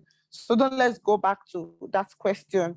Okay, so Mr. John, we would like to ask you, with growing in your career or with having a job comes dealing with a lot of people, dealing with different species of people. You have people that you'll be wondering, which planet Earth did this person grow from? I mean, like you cannot understand some of your colleagues' reason. You can't understand why they behave the way they behave. But you need them to be able to achieve. Sometimes these people are your team members. Sometimes these people's outputs are what you need for your own input in your job. So you depend on them. You need them. But there are people that, I mean, permit me to use the word crazy people, but you have to manage them. So can you please share with us how we can manage relationships, dealing with different personality types, different temperaments in the organization? And also, I mean, especially when these people are bosses, or even if these people are your reporting line, you still need them. Even if they're your bosses, you still need them. So how do we deal with relationships in the organization? Okay, so okay, let me start this way. Number one is you are not in an organization to work inside it. You are not employed to work. Fine, when you came for interview, you came to answer your father's name. But when you get to an organization, you're coming to work as a team. And then the fact is that the way the organization is structured, the output of another person is your own input. And your output is another person's input. Now you need to work with people to gain a whole lot of to get something, things that you need to work from them. Now I must first make us understand something, that in as much as you are not employed in the office space to start keeping friends, relationship gets work done easily. And the mistake that most of us make most times when trying to manage people, someone like me, let me be very, very practical. Let me just come out open. I manage people that I know that my decisions can make them write recommendation for me either to go up or to be sacked. The president of my organization can call me and say, I want to see this. A practical example. I want to see the list of people you are parading as facilitators for a training. Me that I've selected facilitators, I looked at their competency areas, their areas of strength before choosing them. My president is looking at his contemporaries, what they've done within that space. Do you understand? And then he said this person has been there for over 30 years. He has been there for over 30 years. We're talking about knowledge transfer in the now, not knowledge transfer 30 years ago. So one of the things I did to manage the relationship, I gave a benefit of doubt. Okay, sir, what do you want in the list? He put the names of people he wanted in the list, and at the end of the day, I did an evaluation. I did an evaluation, and the person scored very, very. So the next time he called, so this person, have you called the person again? I said, sir, I can't call the person again. So what do you mean? This person is a fellow, this, that. I said, sir, these are my reports. This is the data. So we have two choices to make. It's either we ride on the wings of sentiments and make losses in business, or we ride on the wings of objectivity and promote the brand of our organization and make money. Now, this is it for me. I've been able to manage upward because he asked me to do. I did. And I drove my decisions using data. And I presented to say, this is this. This is this. We can't continue this way. This is the report of this. And because of that, if I had said, no, it cannot work, this person did, this person did, it's going to look as if one is just being stubborn, one is just being adamant. The person also that went to get, maybe through his own influence, got the deal. saw its results, and cannot come back to me tomorrow to say that, John, please put me for a facilitating gig. I'm just giving you a practical example of managing up. Now, we have a lot of people around us. We have people with some emotional issues. Some are toxic. We have toxic people around. We have people that are lackadaisical. We have people that don't care. People that don't have sense of urgency around us. Now, the first thing we need to do amongst our colleagues is to identify, number one, the kind of person we are. When you know who someone is, it's easier for you to deal with the person. If you know that this person, words of mouth does not make this person work, send a mail to the person, copy the person's boss, making the person not query, please, Solomon, kindly provide me with XYZ document. It is needed for this, that. You copy him, copy his supervisor, copy your supervisor too, if you have a supervisor, and let it be the record that you demanded for so and so documents from this person at so and so time. Send reminder mails again, because you just realize that probably this person has a negative attitude to work, or this person does not, hello, probably this person has negative attitude to work, or this person can deny you tomorrow. So the next thing you do is to what? Back it up by mail. Back your request by mail, so that if anything comes up, you can say that I sent mail to this person. If they realize that you back up all your conversations with mail, there's every tendency that you might not even have issues with the person, interacting with the person face to face. Number two is look out for what serve as what interests people. Don't be surprised that something as little as donuts, 200 naira, will get your job done. And look at this person likes jobs. Do you understand? I say, okay, you know what? Please tell the cleaners, let me buy donuts. Say, please, I need this thing done. No. I'll give you donuts. I know that you like donuts very well. I'll give you donuts. I know that, look at what people like. Don't just deal with people because they are in the office space and just feel like you are here to work. Work cannot just go on without relationship, because we are social beings first. We are social beings first. We have to have good relationship. So work does not just happen that way. You establish relationship. Look out for what makes people happy. I used to have a boss. If I want to penetrate my boss, the first thing to do is to sweet talk her in the morning. When she comes, grandma, because she likes, grandma, you're looking very beautiful. And I make sure that, yes, she's looking beautiful. Grandma, you're looking very, very beautiful. This, that. And I look at her mood, go make my request, I get it done. People feel that I am a first son. They just call me first son. And the reason because every other person just have it in their head that I just need to go to this woman, ask for what I need, his work and his business and his business. I have also some subordinates that I need to manage. You understand?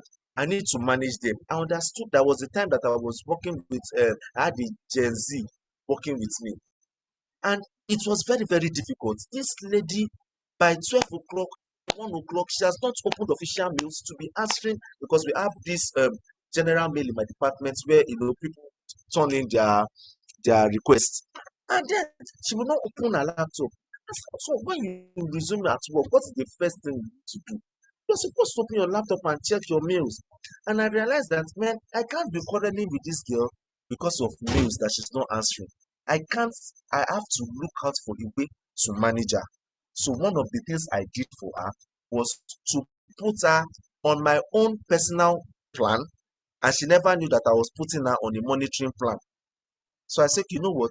Between so and so period, can you collate all the complaints, all the mails we've gotten, so that we can start answering them? So she knows that she has a deadline between 8 o'clock that we are resuming till 10 o'clock. And we sit down together, look into it. And I start making her see the importance of checking the mails and the importance of answering the mails. And just a way to cycle her up. I said, do you know that when you respond to this mail, you put your name there, you get popular. And she was smiling. Said, really? Yes. You are now being known in the HR community by the time you respond to this mail. Imagine you responding to the mail of the HR director of this company, of that company, your name will start ringing a bell. She started developing interest. And the reason is because I know very well that one of the things that can catch the Gen Z is exposure. Once you throw them to the spotlight, you expose them to something that we bring them up. They are very, very happy to do it. I work with them that way. So the first thing to do, understand the personality of people. One. Number two, look out for what interests them. Look out for what interests them. Play to their emotions. Play on them. When you see them sad, when you see them dull, when you see them frowning, just put some sweet words. Just say something nice to them. Just do something that will make them go extra mile. Then if you're managing upwards, please, if the person you are to manage upward is actually difficult, back up your request, back up your relationship with the use of data. Sometimes people will think that are very, very strict, that are very, very difficult. If we don't present our pleas in form of a business case for them to see the reason why things needs to be done or things does not need to be done, we will end up having issues with them. Because if we say, I went to this person and this person is proving stubborn, I went to this person refused. Whoever is proving stubborn, it is not in our position to pick up quarrel with the person. We'll devise other means and also leverage on relationship of others. You might not have a direct link to someone else, but another person might have the momo button of that person. So why not go through the person? Why not go through the person? So understand your organization, understand individual personalities, understand their emotions, understand how you play into their emotions, and understand people that have influence over them. Thank you very much. Thank you so much, sir. I mean, we can all agree that this has been such a loaded session. Unfortunately, we still have a lot of questions, but the time is fast spent. So I'm just going to be asking that from Dr. Precious to Mr. John Mote, that you please just give us your final words concerning everything we've spoken today. What final or parting words do you have for us that would, that will keep ringing in our head, or you want us to take home after the session of today? Over to you, ma. Okay, once again, thank you for having me. I had a great time learning also from my co-speaker. It's been an amazing time. Thank you for having me. Okay, I think what I'd like to take home is find your corporate signature. Find your corporate signature. If you're a business owner or you work in an organization, what is that thing that sets you apart? I was going to say that you said someone asked the question on how my journey to becoming GC of Oxford Holdings. I never, entered Oxford as the group chief executive. I entered Oxford as the head of human resource, and I was a lawyer. I am a lawyer anyway, so I entered as a lawyer, and they said, okay, just come and head the human resource department. There is no big deal there. The major assignment is to develop payroll every month and just push it. There's a template there to follow and everything. When I came in, it was easy for me to just say, the owner of the business actually told me that all I need to do is to work on payroll. It means that they have zero expectations as regards HR activities. But I didn't stop there. I started doing research, even though then I had no interest in HR. I was a lawyer and a lawyer I wanted to be. I started doing my research into finding what exactly it is that an HR should do, what other solutions can I come in. Till date, I can say that I introduced what we call strategic meetings of think tank to Oxford. We started having strategic meetings every week. And that is one thing that no other person did that I did that is still standing till date. I started bringing in new things, different things I knew that, okay, could help. And that was one of the things that was setting me apart and showing that, oh, there is a platform for this person. So it doesn't matter how you entered an organization. You entered as a cleaner, you entered as a PA. You can sit on the highest seat of authority if you bring your A game to everything that you do. Mr. John was saying something, and I want to add this. It will sound funny, but the truth is, you need a splash of wasabi in your gin, to rise to the top. It will look like eye service, but it's not eye service to put yourself out there and show to people that I can do this job. So one of the things I do is, if you ask me a question in a meeting and you say, what is the difference between a boy and a girl? I will not just tell you the difference between a boy and a girl. I will define what a boy is, define what a girl is, tell you the difference between a boy and a girl, a father and a mother, a grandma and a grandpa. You need to show people and let people know that you have it up there. It will set you apart. And then when you put yourself out there, when an opportunity opens up, definitely you will readily come to mind. You can't be praying every day for a miracle and then you are not, presenting yourself in a way that I am ready to, to do this. So you need to put yourself out there. It's not eye service. Some of us will say, I just want to be in my own zone. I know that if it is the will of God for me to get to that seat, I will definitely get there. No. As you are praying for the will of God to set you apart, you also need to show people that I am here, I am available, and I can get this done. How did I become GC? There was an opportunity for me to be acting GC because the chairman, as it then was the GC, was not around for a period of time. It was just supposed to be a 5-day sit on this seat for me to come back. But trust me, when I sat on that seat, I desired it. I don't want to be acting. I want to sit on this seat. And God gave me tips. I started doing a whole lot of wasabi, a lot of things that someone just wanted somebody to stay there for me till I will come back from my trip. And that person took it like I've been given this seat for life. And today I am still there as GC. So don't be passive. Don't be a passive person. You notice something that can be done better, point it out to somebody. Some of us will say, oh, the one I pointed out last year, nobody implemented it. But you pointed it out. It will be on record. If a consultant comes tomorrow and says that you should have painted your office white and not black, that person will say, oh, and one of my staff said this, so that this place is supposed to be white. So speak your truth. Speak it even if it won't be implemented at that time. When that opening comes for someone to fill up a position, you will readily come to mind. And don't take anything for granted. Some of us will say, when I'm given the opportunity to do a training for the staff of this organization, I will speak like this. But when they give you the opportunity to talk in a small think tank group, speak the same way you would have spoken if you were facing a crowd of 500.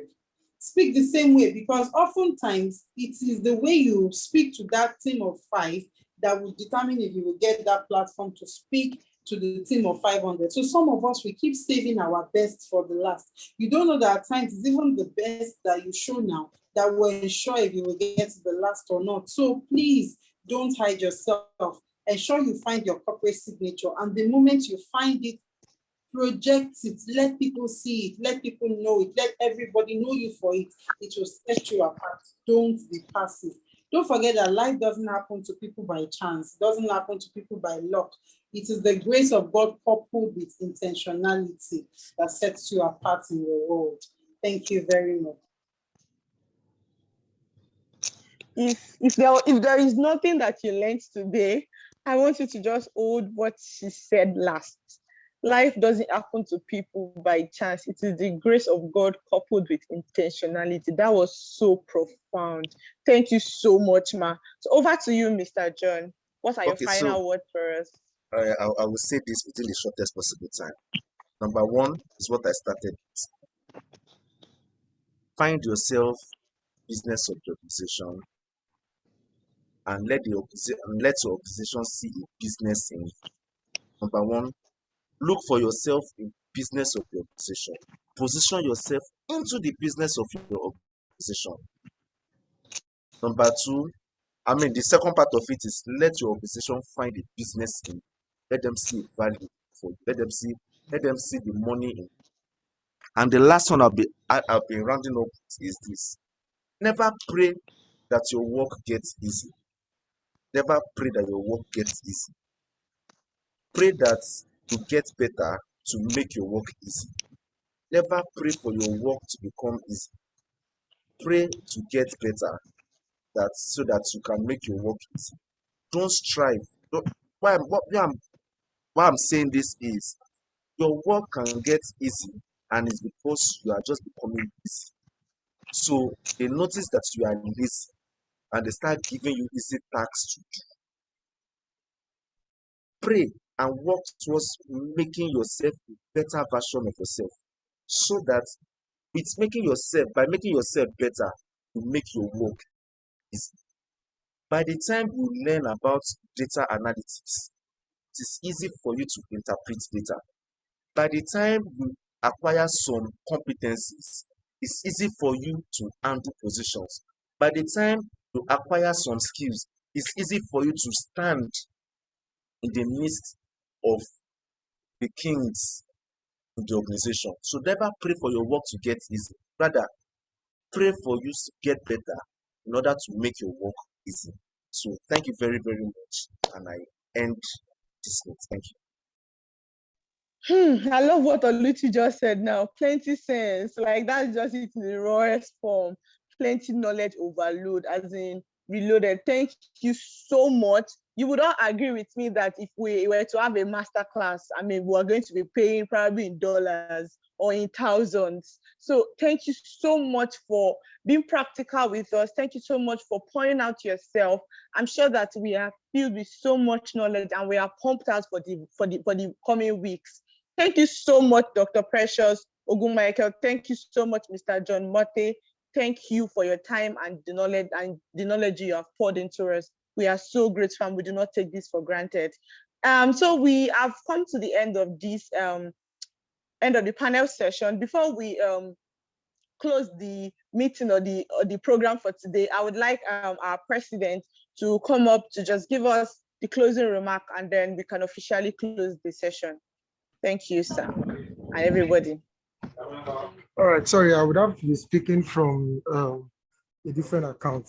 Firstly, Mr. Thank our facilitators for today for a wonderful, wonderful session. Dr. Precious, I didn't expect anything less, and you actually met and exceeded my expectation. Thank you so much, Ma, for gracing this event. And of course, to our very own PMJ, your practicality is always awesome and a beauty to behold. We want to say a very big thank you to you.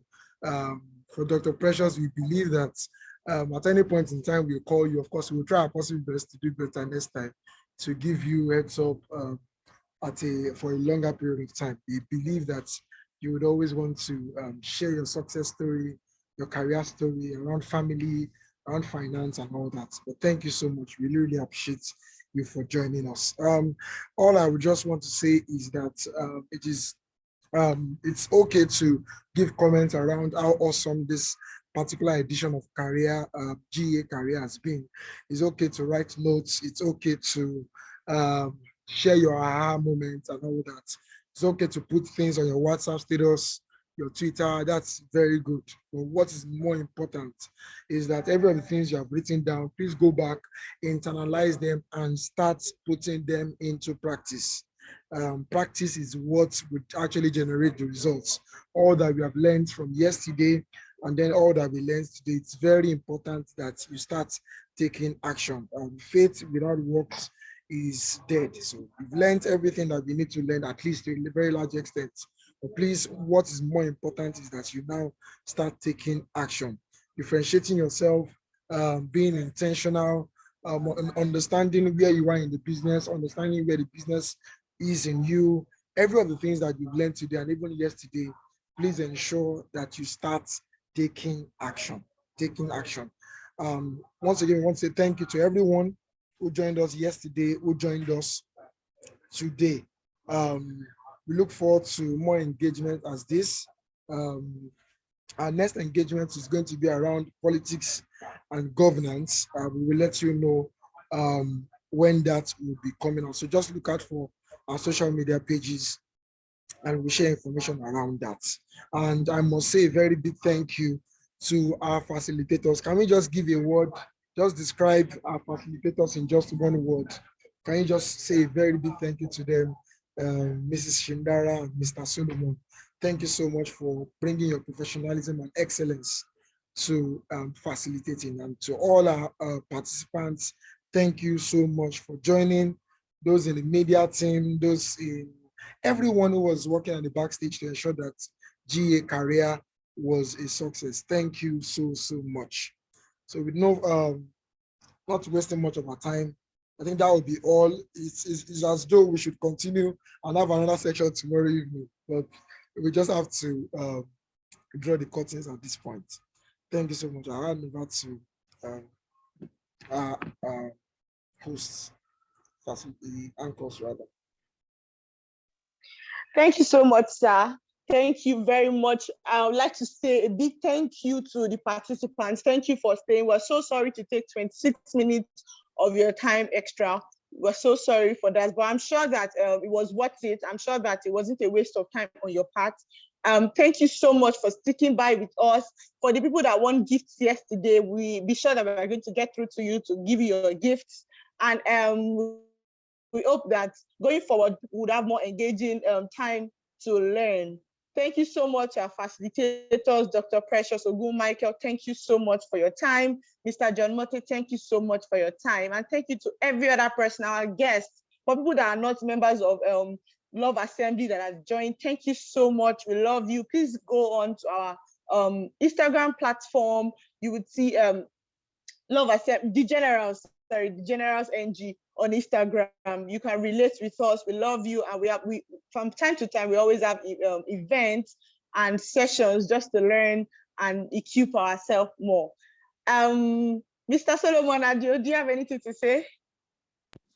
Well, you've said it all, and I would like to thank the facilitators and, of course, the leadership for putting this together. It was really a smooth ride, and I have learned a lot. And also to the participants, I would like to thank you all for complying with the ground rules and also participating actively. It was never boring with you guys. Thank you so much, and it's really a pleasure having you all. Thank you so much. So officially, we've come to the end of this. It's a wrap. Thank you for joining us. See you where we see you. Have a good night's rest, everyone. All right. Good night, everyone. Night.